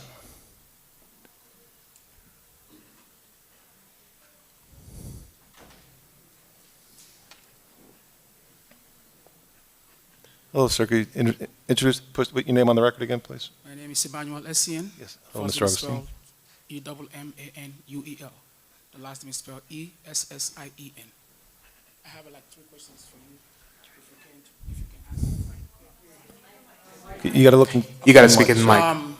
You made mention that the people that will be occupying this property, to some extent, will be having some disability challenges. And so my question to you is this: if any of them is mentally challenged, is there a possibility for them to be able to work with their environment and whatever is around them? Is it possible for them to walk? Are there chances? Will they be able to handle themselves So, within the environment and whatever is around the environment? My question borders down on safety. okay, so if a person is not able to, if it's not, trying to, every person has a unsupervised time assessment. If the assessment of time is not, if the team believes the person should not be by themselves, they will always have a staff person with them. If they are not a risk, they will not have a staff person with them. So yes, they will be able to walk, but it will have been assessed. Because my understanding of someone that has some mental challenges is that there's a possibility of them not being able to work with what is around them, and the issue of wandering away is going to be common. Question number 2. Well, you want to give an answer? You wanna You want to answer answer that? So you're saying that it's common for a person with a disability to run away? To wander around. Whether To run away, wander around? Wander around. So with To the go out of 300 sight of people, whoever is giving with the him or three her the people care. the 300 people that we serve in Union County, there's probably 3 people that wander, and we have put security measures in place that they don't do that anymore. Why I'm asking this question is this: because I've worked in a halfway house where people had mental challenges. There were several occasions where there was an human error, where they fell through the cracks and wandered away into the community. So, But this I'm is of the- not a halfway house, this will be their home. it's similar It's in terms not of the mental status. Well, you want to answer that? I mean, I do not believe that it's similar in my expertise, but, I'm not going to challenge your opinion, but I do not It's not an believe opinion, that. it's a statement of fact. By my research, All right, Somebody who is- you just have to let her answer. somebody who is mentally challenged is not able to work with whatever is in his or her environment, not even the people. So there is a greater possibility that they might fall into the cracks due to human error. Okay. And then the safety issue. You want to give her a chance to answer? So if there is somebody with a mental diagnosis in this home, they are dually diagnosed, and meaning that their developmental diagnosis is the primary diagnosis. Disabled adults do not always have mental challenges. Well, I don't want to overburden the question because I'm not satisfied with your question. Question number 2 is this. You made mention that the employees that are going to be working in this property is going to be, did you say 3 or 4? 3. 3. Okay. These people are mentally challenged. Would they need like other medical experts, like a therapist, and other medical experts that would need to be attending to them? And if you factor that into the equation, One question at a time, please. it's one question. It's just one So question. we're community-based supports. Therapists do not come in our homes. We are community-based supports. People do not give services within the home. Social workers don't come in? Social workers do not come in. We do have behaviorists and some licensed professionals from Community Access that will go there, but that is not anybody other than our employees. So, from what you've just said, there's going to be more than 4 employees at any given time? Well, you asked me how many are going to be there most of the time. There is going to be a tendency for somebody else to come in, like our quality assurance, the state of New Jersey. But the main people that are going to be there are 3. Okay, I'm going to the next question. The next question is this: if you have 3 or 4 employees that work on that facility, I know there are chances that sometimes their relative will be dropping them off. Do you have a way of vetting or checking the background of whoever that will be having any contact or access to this property? Correct. Everybody has to go through a background check. You don't understand my question. Let me put my question again. We are assuming that there are going to be at least a minimum of 3 employees on that property at every given time, going by your explanation. Yes. And I'm saying this: what if a relative is dropping off a relative that works in the property? Do you have a way of vetting those people as well? So that way. So you want me to vet somebody in the community? So if you, It's is your question if I go to my family's house, I should vet my? a question of concern. We are talking about safety. Whatever we do in our homes, it's up to us. This is a residential, and we are now trying to convert it to a commercial. That's why all those questions are coming up. So I'm asking you because if the employee on that property is being Sir, Mr. Hale, vetted. Mr. Hale? Are you asking her if they vet somebody that's dropping an employee off?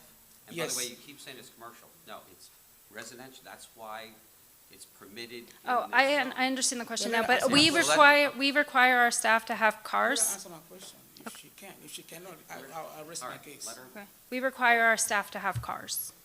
Hmm? We require our staff to have cars so they don't get dropped off. But we know in America, not everyone is able to afford a car. That's why I asked that question. Whoever is going to be dropping an employee, do you have a way? Is there any mechanism that you put in place? Are you going to say whoever is going to be working there, nobody drops you off? Okay, we require our staff to have cars, and they have to produce all of their documentation before hired. And Mr. Augustine, I want to be fair to everyone here. We're at the halfway mark of our meeting. Could you wrap it up, please, whatever your questions are first, so we can get to everyone else who wants to ask questions, please? Thank you. The other question again for the record is this. You've said in your 20s or so years of practice that you've not experienced any conflict between your property and the society that is hosting them. That has not been able to be amicably resolved. Okay, I'll raise my case. Thank you very much, sir. Any other questions? Yes, ma'am, in the red?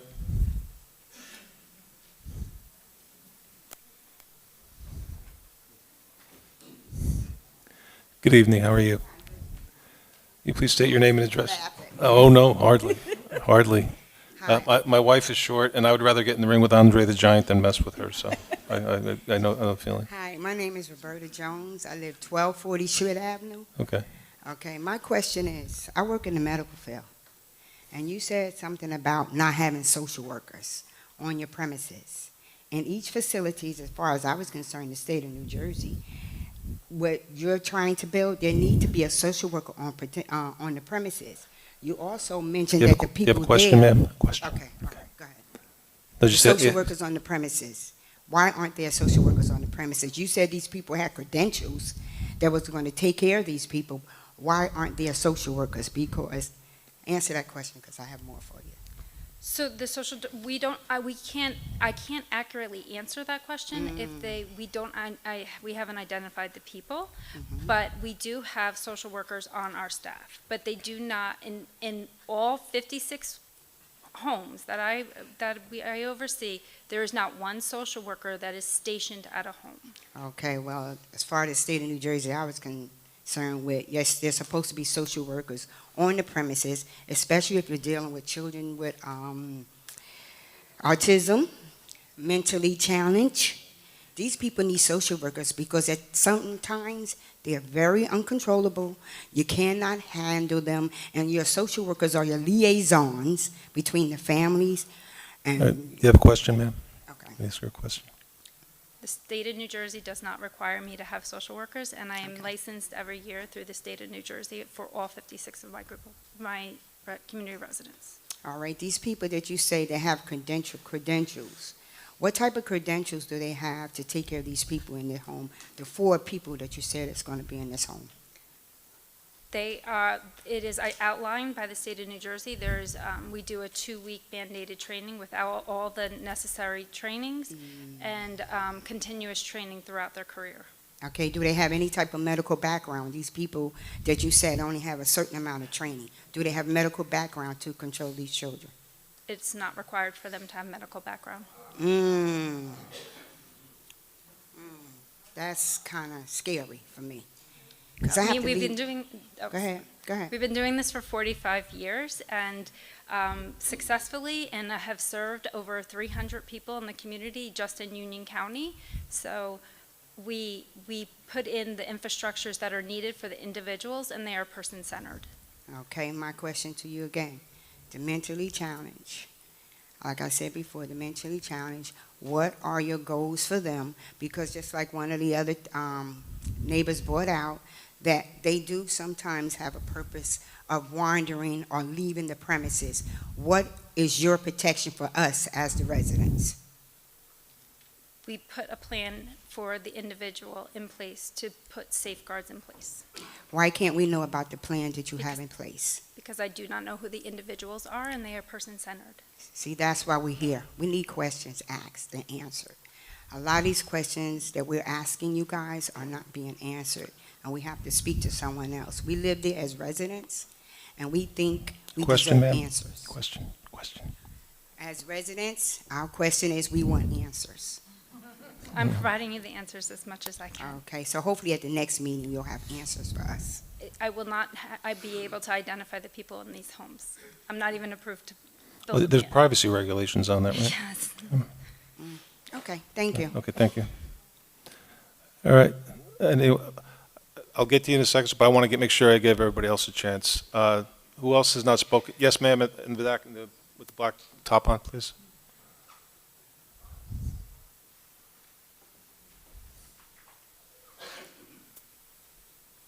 Hi, how are you? Good, how are you? Good. Your name and address, please? Kasha McCutcheon, MCCUTCHEON, 1235 Schmidt Avenue. Good evening, Ms. Cutchin. Please, what's your question for the witness, please? I literally just had 2 questions. We keep hearing 4 people and 4 bedrooms. The paperwork we have says 10 occupants. Is there anything that can make you change and there's 10 occupants instead of 4? No. My other, and it really is a concern, what made you I pick? don't know if the paperwork maybe was confused with the 2 houses, 4 and 4. So that would maybe is some of The the confusion. paperwork we have only has 1 address and it says 1 lot. We just learned about Okay. 2 buildings here Okay. tonight. My second question is, you say about fit in the community. What made you go to this location? That house doesn't fit in the community. So to say to fit in the community, did you look at the community? That house doesn't fit in our community. What made you pick that location? The location was acquired by the organizations prior to my knowing, so I'm not necessarily sure why they picked this location. The reason why I'm before the board today is to put the setback to make the necessary requirements of the state of New Jersey. Okay, thank you. Thank you, Ms. McCutcheon. All right, in the back with the gray. Come on up.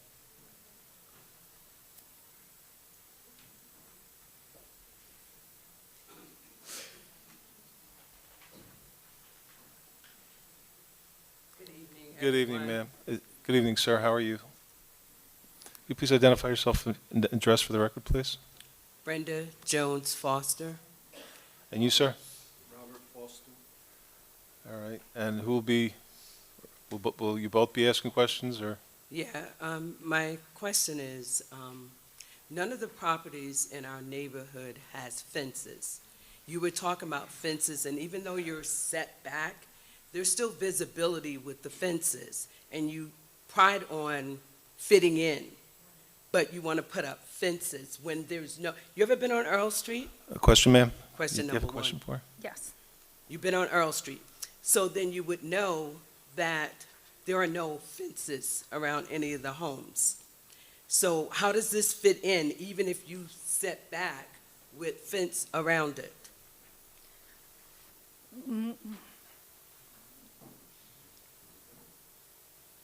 why is the fence really is to kind of picture the house, right? So it's not necessarily, I wasn't looking at the fences on the rest of the street, to be perfectly honest with you, when we came up with this design. Well, if you look, you would have seen that there are none, first of all. Second of all, like I said. All right, you you got to probably- ask the questions. You gotta ask questions. I don't necessarily agree that the fence, because the other houses don't have a fence, that you shouldn't put up a fence. So how do you fit in? You actually stand out. You have to give her a little chance to answer. You can answer. The way that the houses are set back, we, as a team, felt that it would be picturing the house with the fence. It would be a nice going up for resale value. I have a sister-in-law that's a social worker, and she works at a group home in Kenilworth. And they've had their share of incidents, police calls, such as. So I have a great concern because I've been in Union 26 years. I raised 5 kids in my house, and currently I'm raising 3 grandkids. So I have a great concern. And to me, you have not addressed the concern with people, whether you have people with mental disabilities or people just in general. But, Do you have a question, ma'am? oh, yeah. So you have not really assured the neighborhood that this would be safe. What I can state is that we identify individuals to go into a home, and we build an infrastructure so the community is safe. Okay, my final question is, you said you've been on Earl Street. Then you had to note that the parking is very limited. Very. Correct. Like I said, we've been there 26 years. We don't get in our driveway, we won't get a park. You have an event, people got to park around the street, down the corner, such as. You're bringing more traffic and more parking. We took the parking into consideration. I think you'll see that later on in the plans. Actually, Mr., do we have a traffic expert testifying on this? No, we have our site engineer. Again, this is treated as a residence. You think that a traffic expert would help?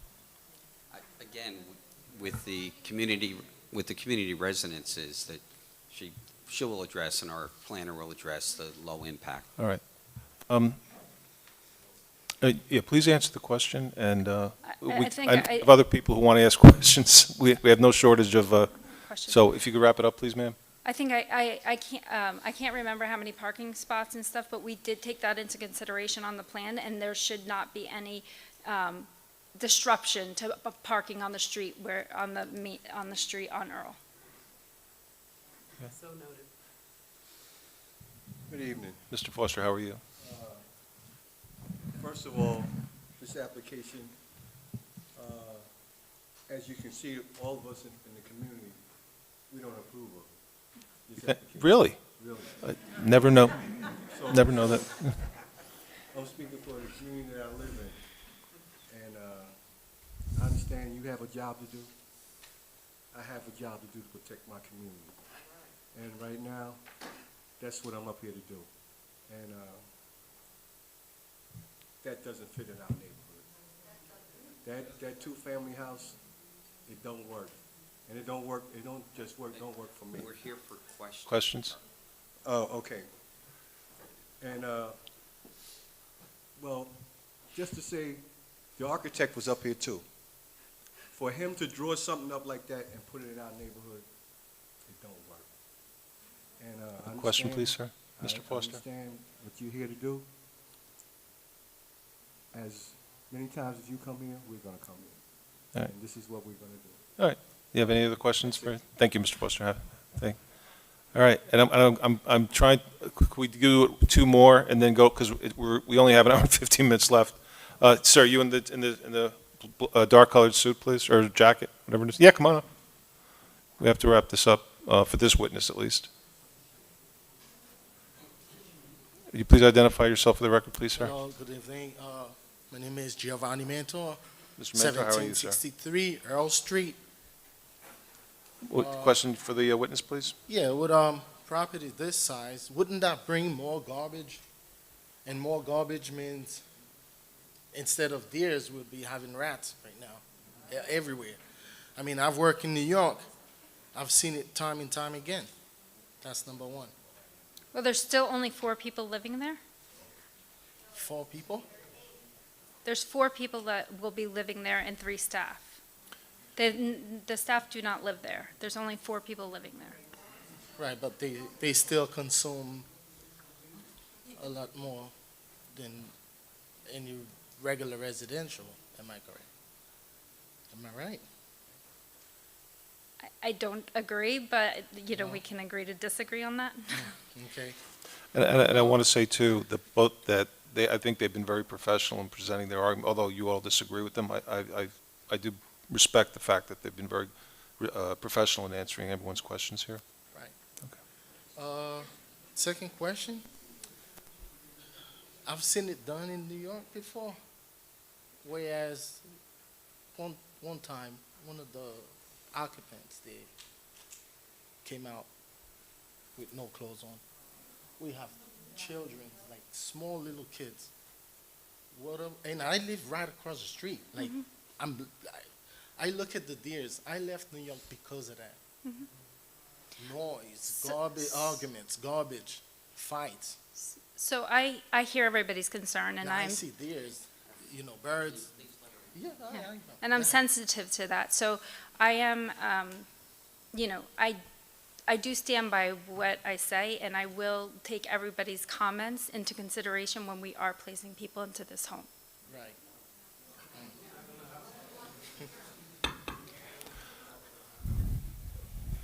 Okay, go ahead. Why are the fences not shown in the picture? I'm not the witness, sir. You got to ask the Where are witness. the fences? Why are they not shown in the picture?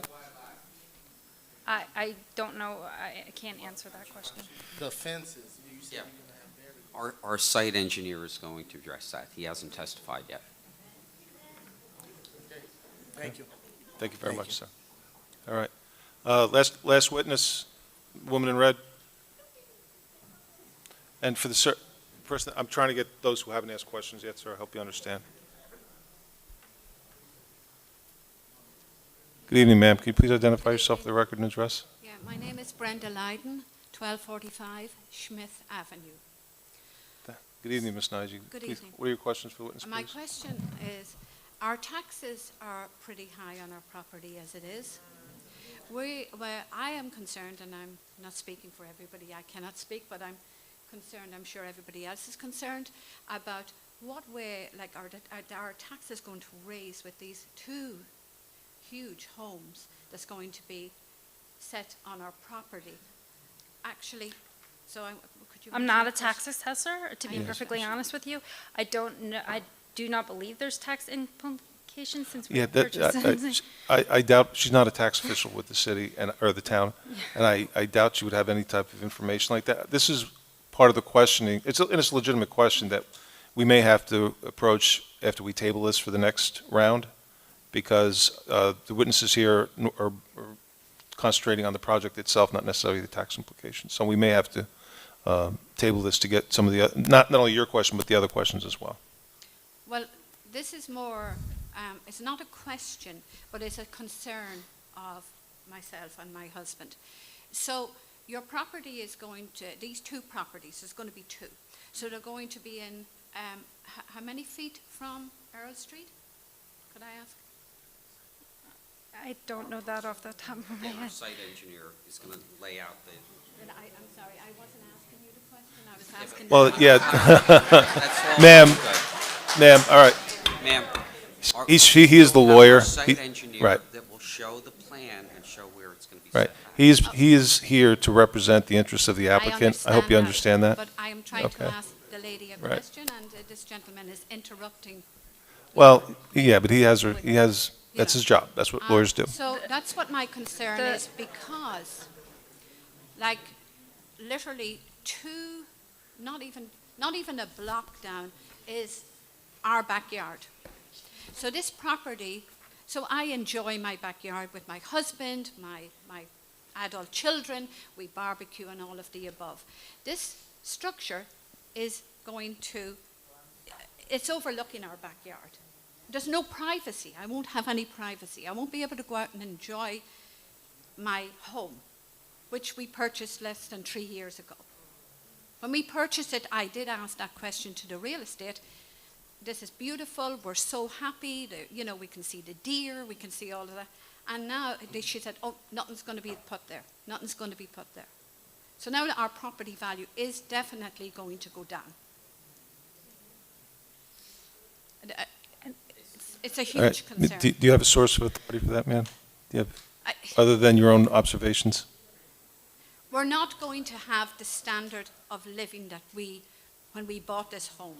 Our standard of living is going to be totally, we're not being able to go out and enjoy our backyard, enjoy, looking at this structure, which is huge. And it's going to be set back. It's definitely going to be set back close to where our backyard is.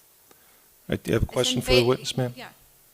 I don't know. That's why I asked how many feet from the street. I think the site engineer will answer that question for you. Specifically, I don't know specifically off the top of my head. Okay, thank you so much. Okay, thank you. Have a nice day now.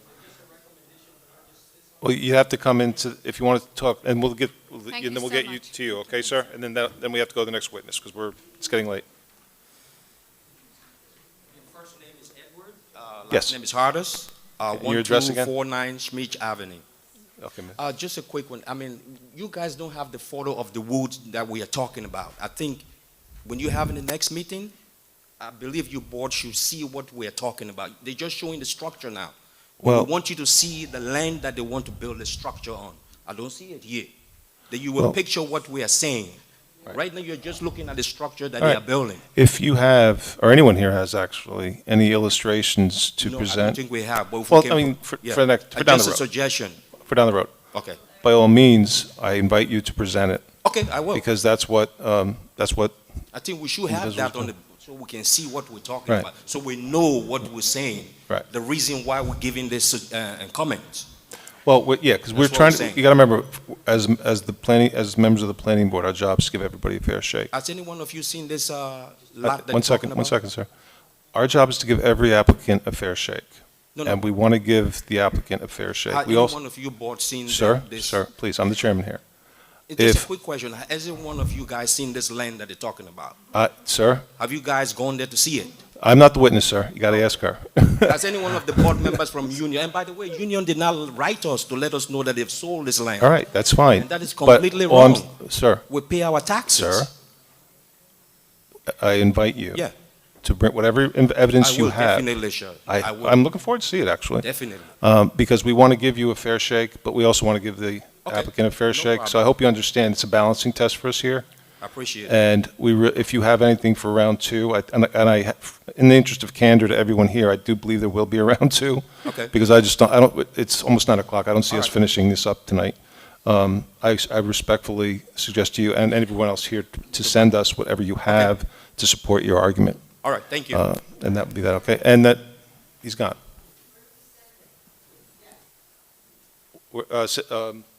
Diane, so it's 1776? Right. Oh, there you are. We have to make it quick, sir, because we have to It's a get follow-up moving. question. Bauman from 1219 Schmidt Avenue.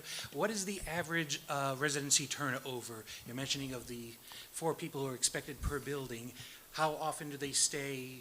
I know each one is individualized, but what is the, is it 1 year? Is it 4 years, 5 years? Is there constant churn? What are we expecting the turnover I mean, to be? our hope is that they live there forever, right? So like I described before, we just had somebody that just passed away in hospice. Is there turnover? Yes. Does it happen frequently? I wouldn't say it happens frequently. We maybe have in the 300 units that we have or people that we serve, we may turn over 10 in all 56 locations every 2 years. All right, thank you. Thank you. All right, Mr. Hale, your next witness, please. Thanks, Bernadette. I'd like to call upon Joseph Bacci, who is our site engineer.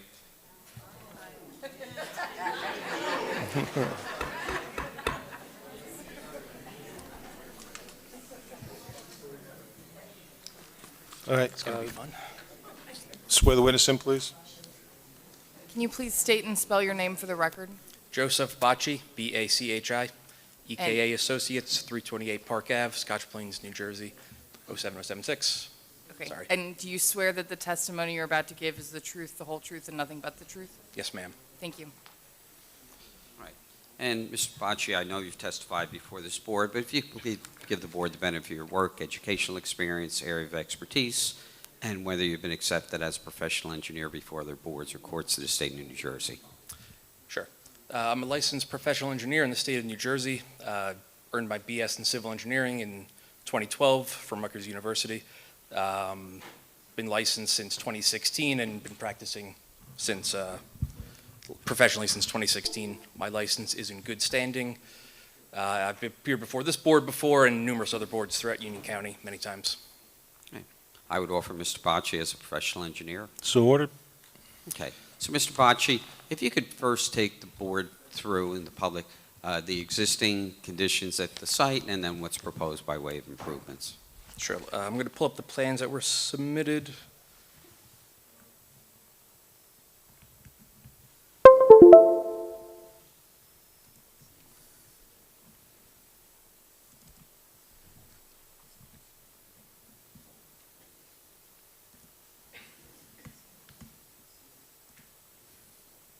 Okay, so I'm just going to go give an overview of the plans that were submitted to the board. This is our. Are we able to get them up or on this? Well, when E comes back, she can. Yeah, it's up over there. Oh, it's over there. Okay.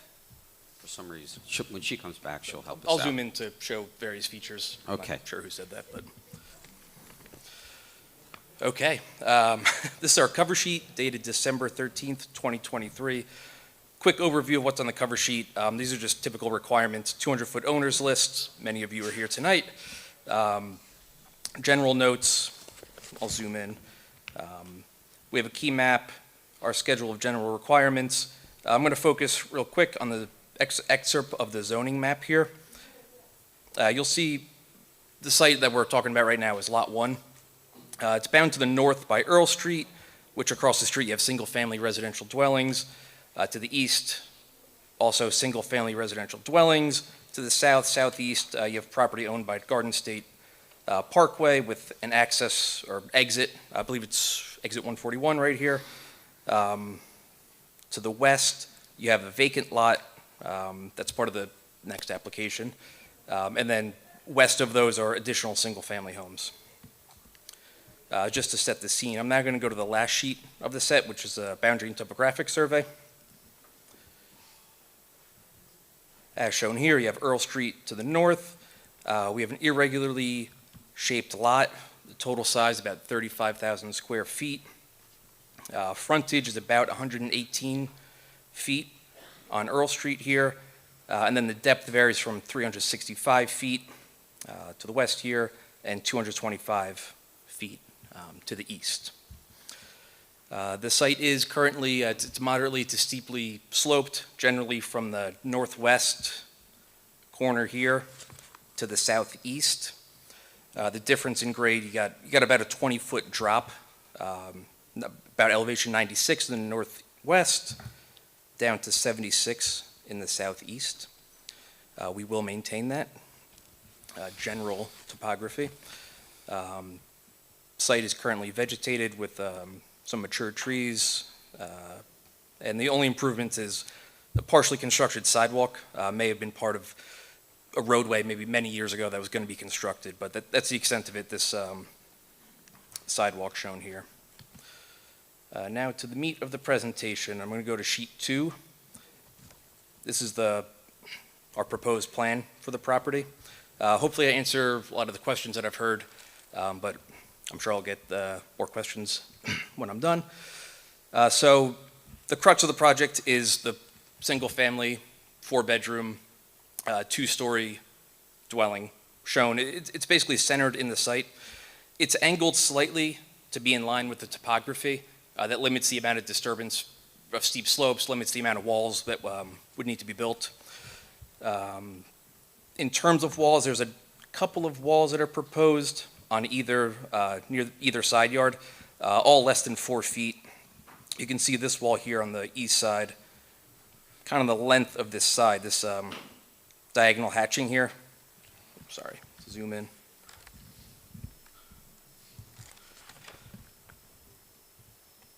So so it's a small, less than 4-foot high wall here.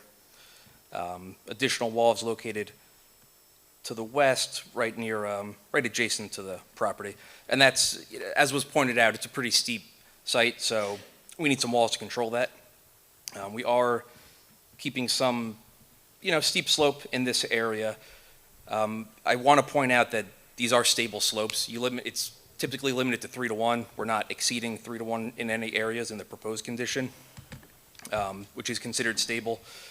And that's pretty conservative. I know there's a lot of questions about parking in the driveway, so let me focus on that. You have access from Earl Street here. You can see the outline of the curb. I'll just hover over it so it's kind of clear for everyone. Tucks into the building there.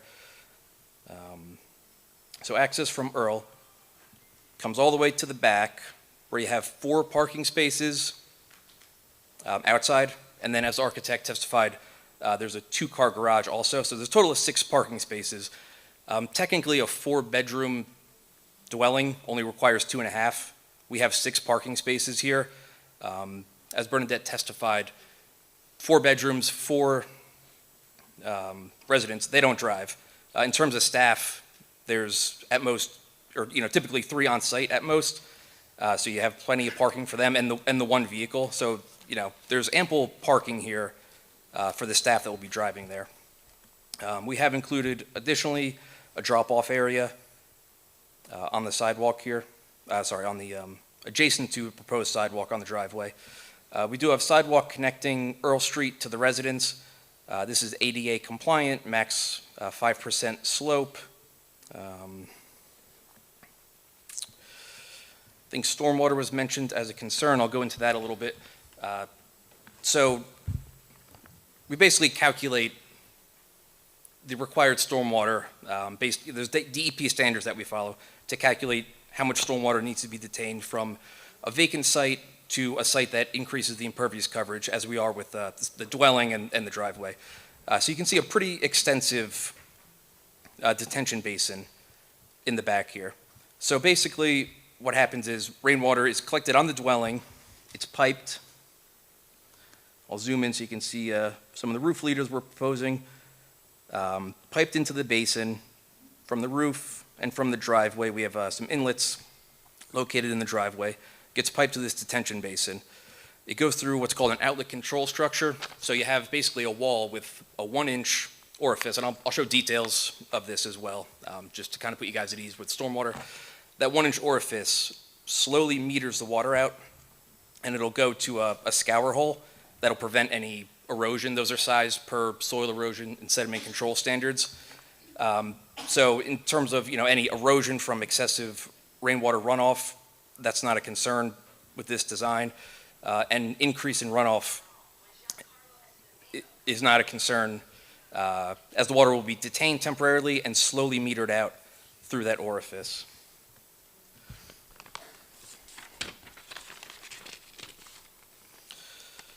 In terms of fencing, we are proposing a 6-foot high fence in the rear of the property, a 6-foot high in the rear, shown, see these X's here. That's the proposed fence, just to kind of follow it around the property. There are limited wetlands in the rear. We are not disturbing the wetlands. We have the fence going around them. Yes, we're avoiding the wetlands. Coming down the side, and then when we get to the front yard, we shift to a 4-foot high fence. These plans show that 4-foot high fence, so it starts here once you get to the front. These plans depict the 4-foot high fence going all the way to the property line. We're open to, and I believe we actually prefer now, to push that back to the front yard setback. The front yard setback in this case is an average of the existing properties on site, so essentially that fence will be in line with the properties that are down the street.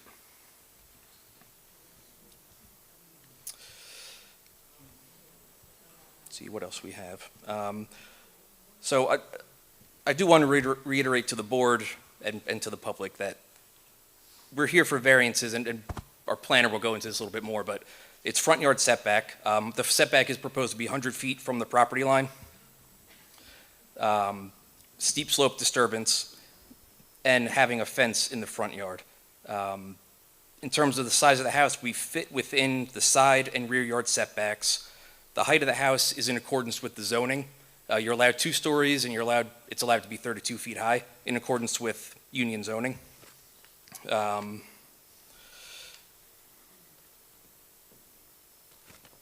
I think that really covers the site plan itself. And have you had it? One second, he's still testifying. Yeah. Have you had an opportunity to review the Collier's letter dated January 30, 2024? And have you any questions regarding compliance with drainage and utilities? I think you touched on those. Yeah, so no problem complying. Okay. And then with respect to, there was a request for, let me just touch on it.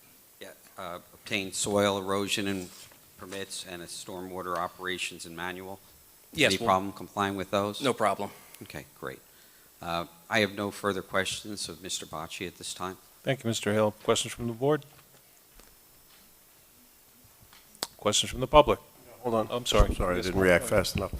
Mr. Bocci, you just testified that the structure is 32 feet high in accordance with zoning. Does that mean that it is similar to the other homes in the neighborhood? I don't have the heights of the other homes, so I couldn't accurately answer that.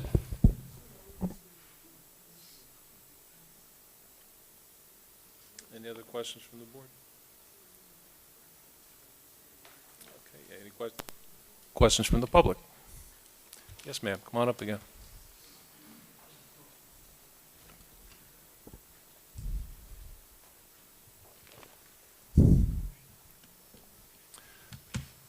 Hello again. Could you please just Hello, good identify evening. yourself for the record again, please? Johanny is my name. Was there any environmental analysis done before putting this property? Not on the by site? not by my office, no. That's outside of our scope. Have you seen this site before? I've seen it, yes. Okay. Yeah, So we have a lot of green field. How much of the green field will be uncovered? Because it looks like the whole site will cover, all the trees that we have will be demolished. In terms of, they will be, a large portion will be for grading purposes. In the engineer's letter, they did request a landscaping plan. They pointed out that we're removing quite a number of trees, I think, at least 20. So we've been asked to provide a landscaping plan where we're going to provide additional trees, shrubs, and vegetation around the property. A lot are getting removed, just so you know. We just purchased our home like 3 months ago. And one thing that, really attracted me was the backyard of my house. We don't have anybody, just about trees. So I'm super concerned. I know the board just asked about the height and how this is consistent to the houses we have currently. As far as I can see it, I don't have the exact measure. It looks like your house is going to be higher than the houses in Schmidt. So it's a lot of concern of privacy right now. And I'm trying to just keep it as a question, but, I don't know how to address this without just raising my concern. There is a huge concern about privacy and how your height affects our house, our current little homes in Schmidt Avenue. Understood. One thing I'll point out is, going back to the grading, and I think this technically isn't the site that you're on Schmidt, you said? Correct. So we're looking at the one that's west or east of you, but you're talking about this property here. I don't honestly have the topography there, but I know in general it's higher up here and it goes lower. So us setting the house back helps in a way, because it's going to be, while it might be a larger structure than you have, it's going to be set lower. The grade is lower. So that could potentially balance out your privacy concerns. And also, going back to the landscaping plan, we can certainly put a buffer of trees or vegetation on the side yard there that might help you with privacy as well. One thing that I noticed about the community is that we lack of green field and like park for our children. And that was kind of like our to-go place, actually, or just, as we all know, we need trees for oxygen. So environmentally speaking, when I asked about the question about environmental analysis, how does that affect our community now, especially in an area that is so commuted? We are so close to the parkway. So our trees in that area actually is like protection for our neighbor, for our elders. A lot of my neighbors are there for a lot of years, lived there for a lot of years. We have a lot of elder in the area. So how that affect, was there any consideration as to if we remove all these trees, how does that affect our community? Now, not to say the animals that live in the area. And that's just that's a question I want to bring up. Was there any concerns about how does that affect our community moving forward? Yeah, I mean, we always try to limit the amount of trees we're taking out. This is a particular difficult site because of that slope. If it wasn't sloped so much, we wouldn't be we have to, these darker lines here are proposed grades, so we have to tweak that grading a little bit in this area, so you have to remove trees to do that. I'm sure the applicant is more than happy to provide, plant trees. We're happy to work with the township engineer. He already asked us to provide a landscaping plan to, trees and shrubs, so we're happy to add them back to some extent. Sounds good. Thank you for that. And perhaps this was a question to the architect, but maybe you can answer. What is the reason that you guys are building the fence? Is this for safety issue, or this is just, as the director said, this is just to make the house look good? Or what is the reason behind building the fence instead of trees, per se? I think it's, kind of aesthetics, and as I said, we are set back about 100 feet from the property line, so we want to move the 4-foot-high fence in line with the other properties on Earl Street, so it kind of adds that continuity there, so you have something that's in line. Yeah, well, our houses don't have fences, as you know, so. I just mean having some visual structure there, rather than just having the house 100 feet way back. You have house and then fence, and it's in line, so it's a visual. I think perhaps you're going to understand, your engineering plan sounds great. I mean, I'm a property manager. So I work with engineers, and I totally understand, the project and how you are building everything that complies with regulations and things like that. We're here more as property owners. We're here more concerned as, family members and how, the project affects our community. But thank you for answering. Okay. Thanks. Next question from the public. Is that lady in green again? Come on. I'm sorry, I couldn't see you back there.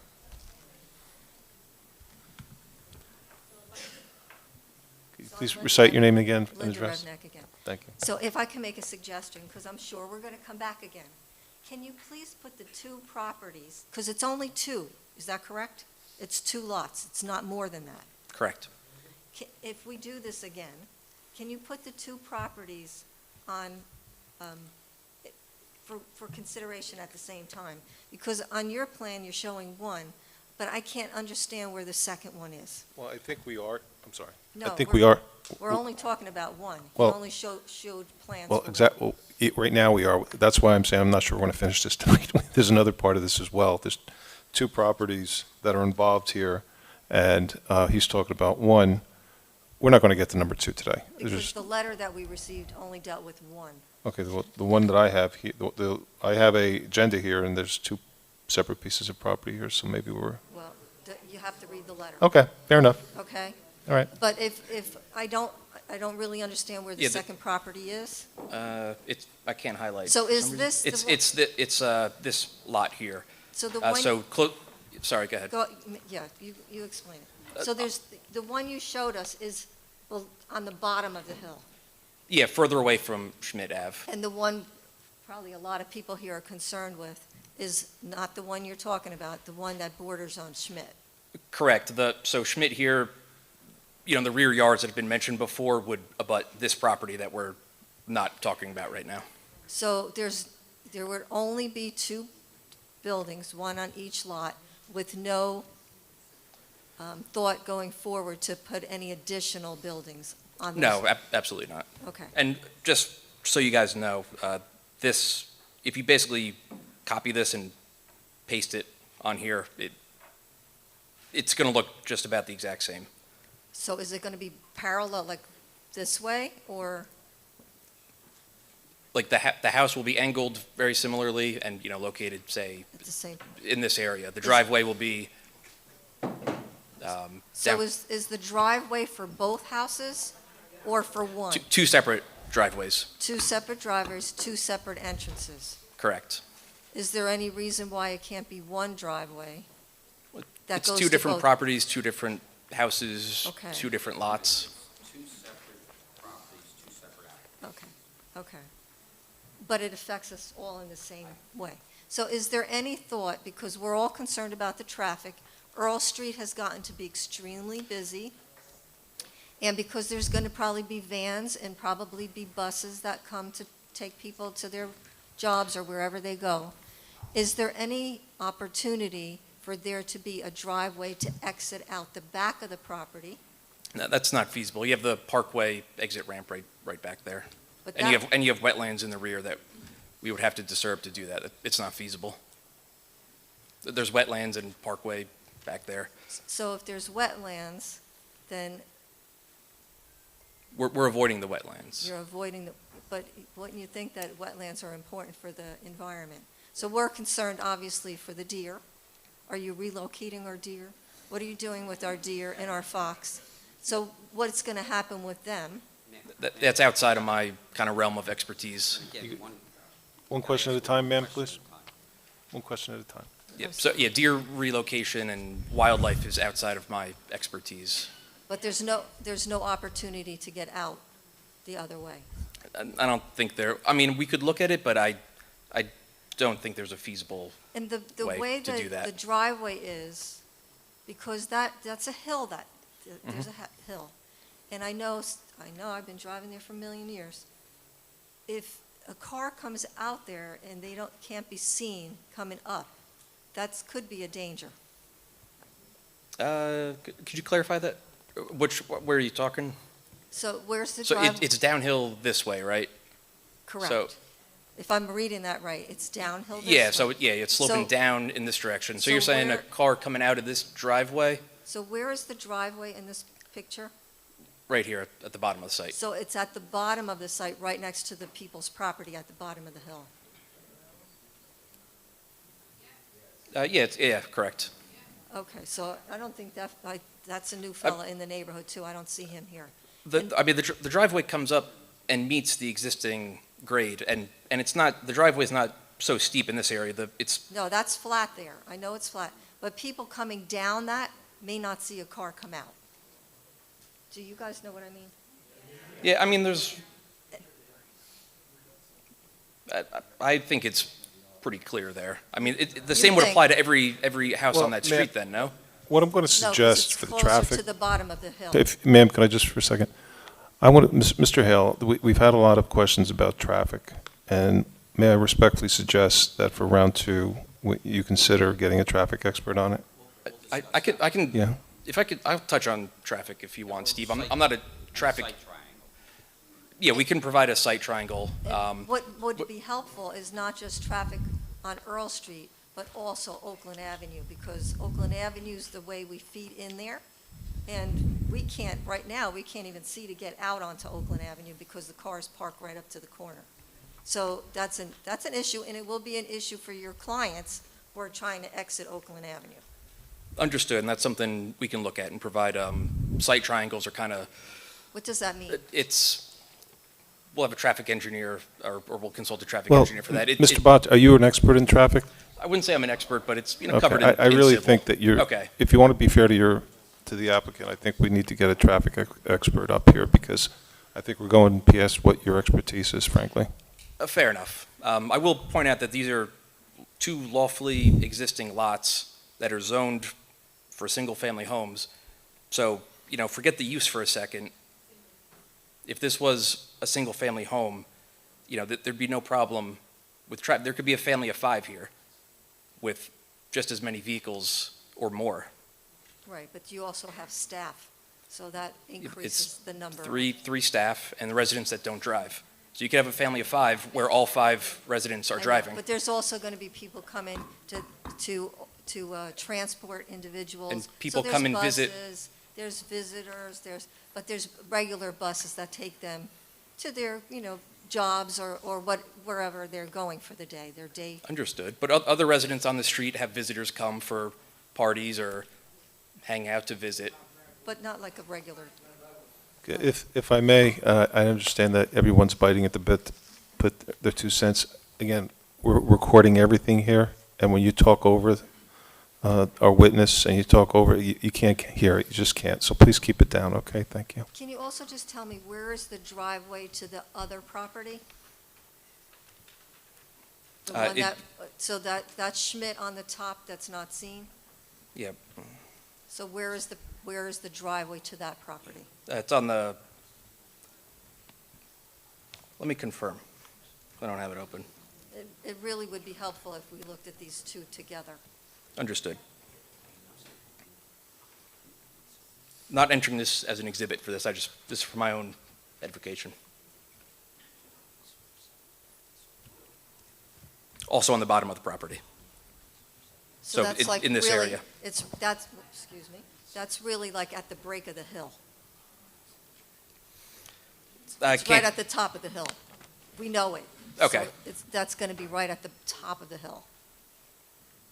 Again, that's the next application. We'll address that at that time. I know, but you have to look at them both together. Ma'am, with all due respect, it's 2 separate applications, and you'll have your opportunity to. So we have to go through the same questions again? Because it's 2 separate applications. Yeah, for we've discussed that, ma'am. residences. Yes. There are 2 separate applications pending. I know in the letter it said 1, but I have 2 sitting in front of me, so we're going to, and it's almost 9:30. We're never going to get that tonight, so we're going to have to address that the next time. The same questions Yeah, are well, going to be for the same, good question. And as far as a form of order is concerned, you may have to ask the same question for separate properties, because that's just the way things are done. You have to protect, we can't commingle questions for one property into another. We just can't do that, because that makes it confusing, and the state won't allow it anyway. So you may have to ask the same questions on separate property. That may have to happen. But that's only as a matter of form of order, because that's just the way the round of questioning goes. it's pretty much a waste of your time. I don't disagree with that at I mean, all, but that's a real waste of time. right. Okay, well, I don't thank disagree you. with that, but that's just the way it goes. That's the way we do things. Mr. Chairman, if I may, I know we're the Watchung case, I do not believe that we're going to I don't reach think we're this even coming evening, close to that, right? Because it's already. If you want to dismiss your witnesses, or if you Yeah, cut them loose, and that's I fine. think there's counsel here. Well, let's now, I think we need to. All right, carry let's it. put this on the record. Yeah. No, 1 second, please, because we have another applicant that we're not going to get to today. Sir, you please put your name on the record, please. I will. Thank you. I'm Stuart Lieberman from the firm Lieberman, Blecker, and Sinkovich, and I've been retained by the Larchmont Estate Civic Association. That's Watchung Developers? Yes. Okay. And so, I'm just asking the board if you think if we could dismiss over. No, I represent the Civic Association. You're the adversary to, He's got the applicant. oh, so you and Mr. Hale are adversaries? Well, we'll see. Friendly adversaries? Okay. But I got it. yeah. Okay. I'm glad you mentioned that, because before we end tonight, I was going to ask if there's any attorneys in here who are representing the Civic Association in the event it's here, if they wanted to make a presentation to the court. We're not going to finish tonight, sir. And so if you want to cut your clients loose or your witnesses, remember, that's fine. Yeah. If I know you're not doing it, I'll go. Well, if your clients don't mind, I certainly don't mind. I can tell you Right, that. Well, let me ask then, Mr. Chairman, at this point, obviously, we're not going to reach that matter, so we would respectfully request that the matter be carried Yeah. to the next board meeting, which I believe is April 25th at 7 o'clock. No further notice. I'll be in touch with you anyway. Yeah, yeah. That's And- fine. And That's we fine. will stipulate, I don't think we're close to the time period, but we'd stipulate to any appropriate extension of the time period. Okay, that'd be fine. All right. Look forward to it. All right, you got it. Thanks. Mr. Levin, it was a pleasure, sir. All right. All right. I think we'll have to wrap this up.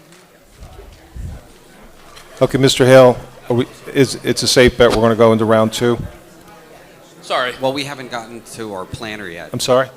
Do you want to take a minute so they can? All right, let them go. Let's take a 5-minute break and we'll regroup, okay?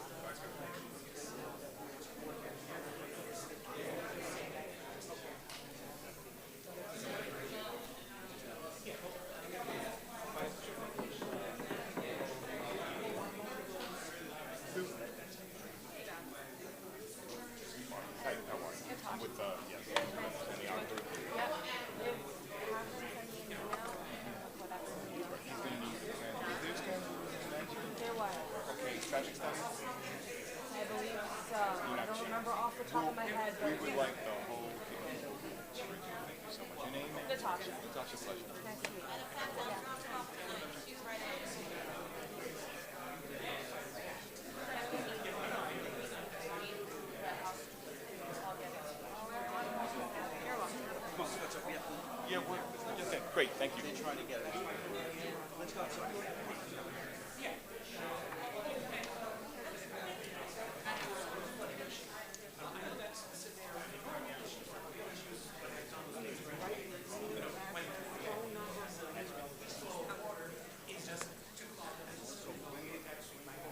Excuse me for a second.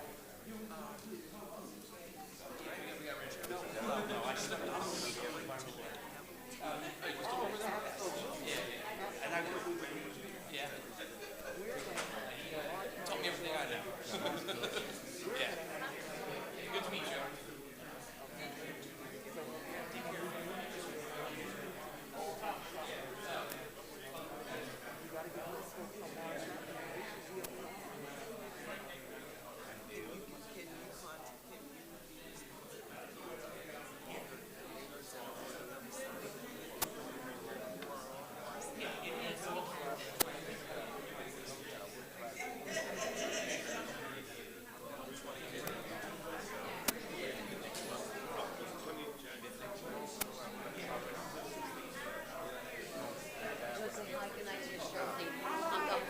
I'm sorry, yeah, I'm sorry that you have to wait, but whatever. I'm sitting in the corner. I'm sitting in the corner next to Phil. I lie down in the corner, I'm good. Hi, how are you? Good to meet you. Okay. Good seeing you. He's waiting for you.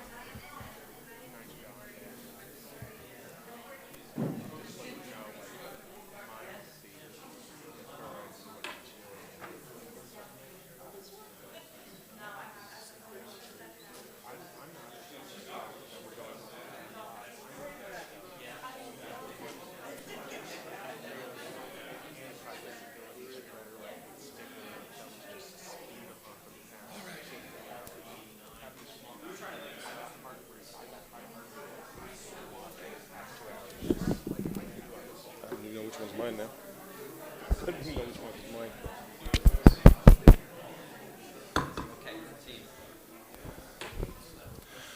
All right, the planning board meeting is again called to order.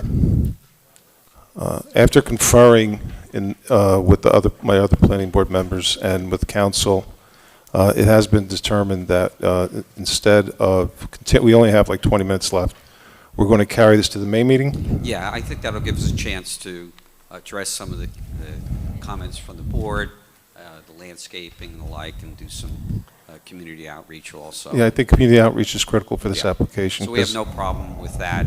So we respectfully request that it be carried to the May 23rd. May 23rd meeting of the board, 7 PM, this room, no further notice. Okay. And that we would stipulate any appropriate extension of the 120-day time period if required. Well, I just want to put on the record, by the way, that I thought your witnesses were very professional and very polished and very well spoken. And I also want to put on the record that I appreciate the audience that came here also asking questions, including those who are still here.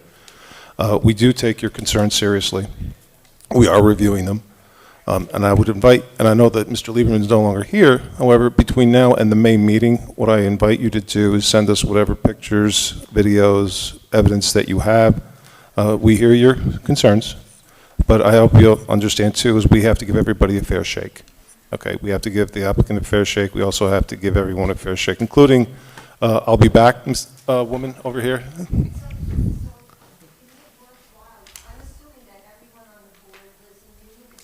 Yes, we're all volunteers. Absolutely. I do it all the time. Yeah, absolutely. All right.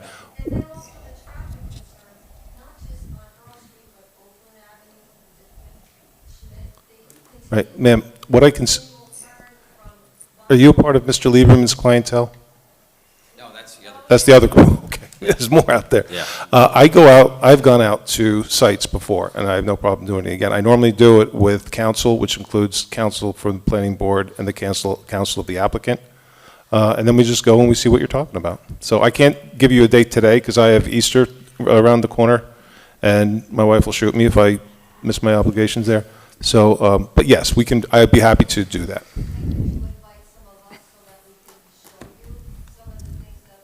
Well, I'll tell you what, why don't you email Ms. Rutledge your contact information, and we'd be happy to reach out. Okay, are we all okay with that? Okay. All in favor? Yeah. I mean, So, I know you're not, I just want to make sure that, when we walk out today, I just want to make sure that everybody got a fair shake to speak their mind, and I'd like to think that we did. And if there's unless, anybody has any other things to say about that. and again, yes, we respectfully request that the matter be carried to the May 23rd meeting. Okay. 7 PM in this room, stipulate any appropriate extension. of Yes, time. ma'am, in green? No, No, there's no need, no, there's no notice after, this is the notice that we're doing now. Yeah. Ma'am? We just have to do the motion to close up, and then we can talk Mr. to your Chairman. heart's content. A question through you to council. Are we continuing Actually application? I'm sorry, go ahead. And then Are we continuing application, both application 2402 and 2403 under the same circumstances? That's the understanding, right? Great point, thank you. I was just about to say that. Yes, it's carrying the one that we're proceeding on now and the second application also. Okay. All right, could I have a motion that tonight's meeting be adjourned? So moved. Second? Second. All in favor? Aye. Aye. So ordered. Ma'am, you wanted to come up? Thank you very much and appreciate your time and enjoy Easter and the holiday weekend. Come on up. Come on up, say hello.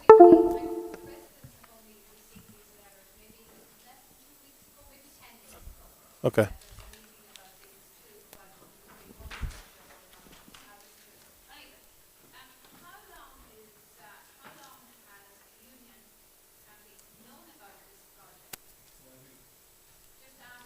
That's around.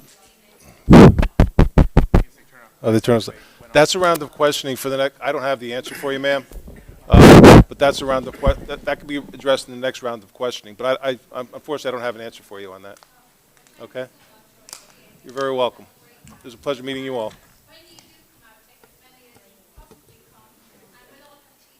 That sounds good. Thank you.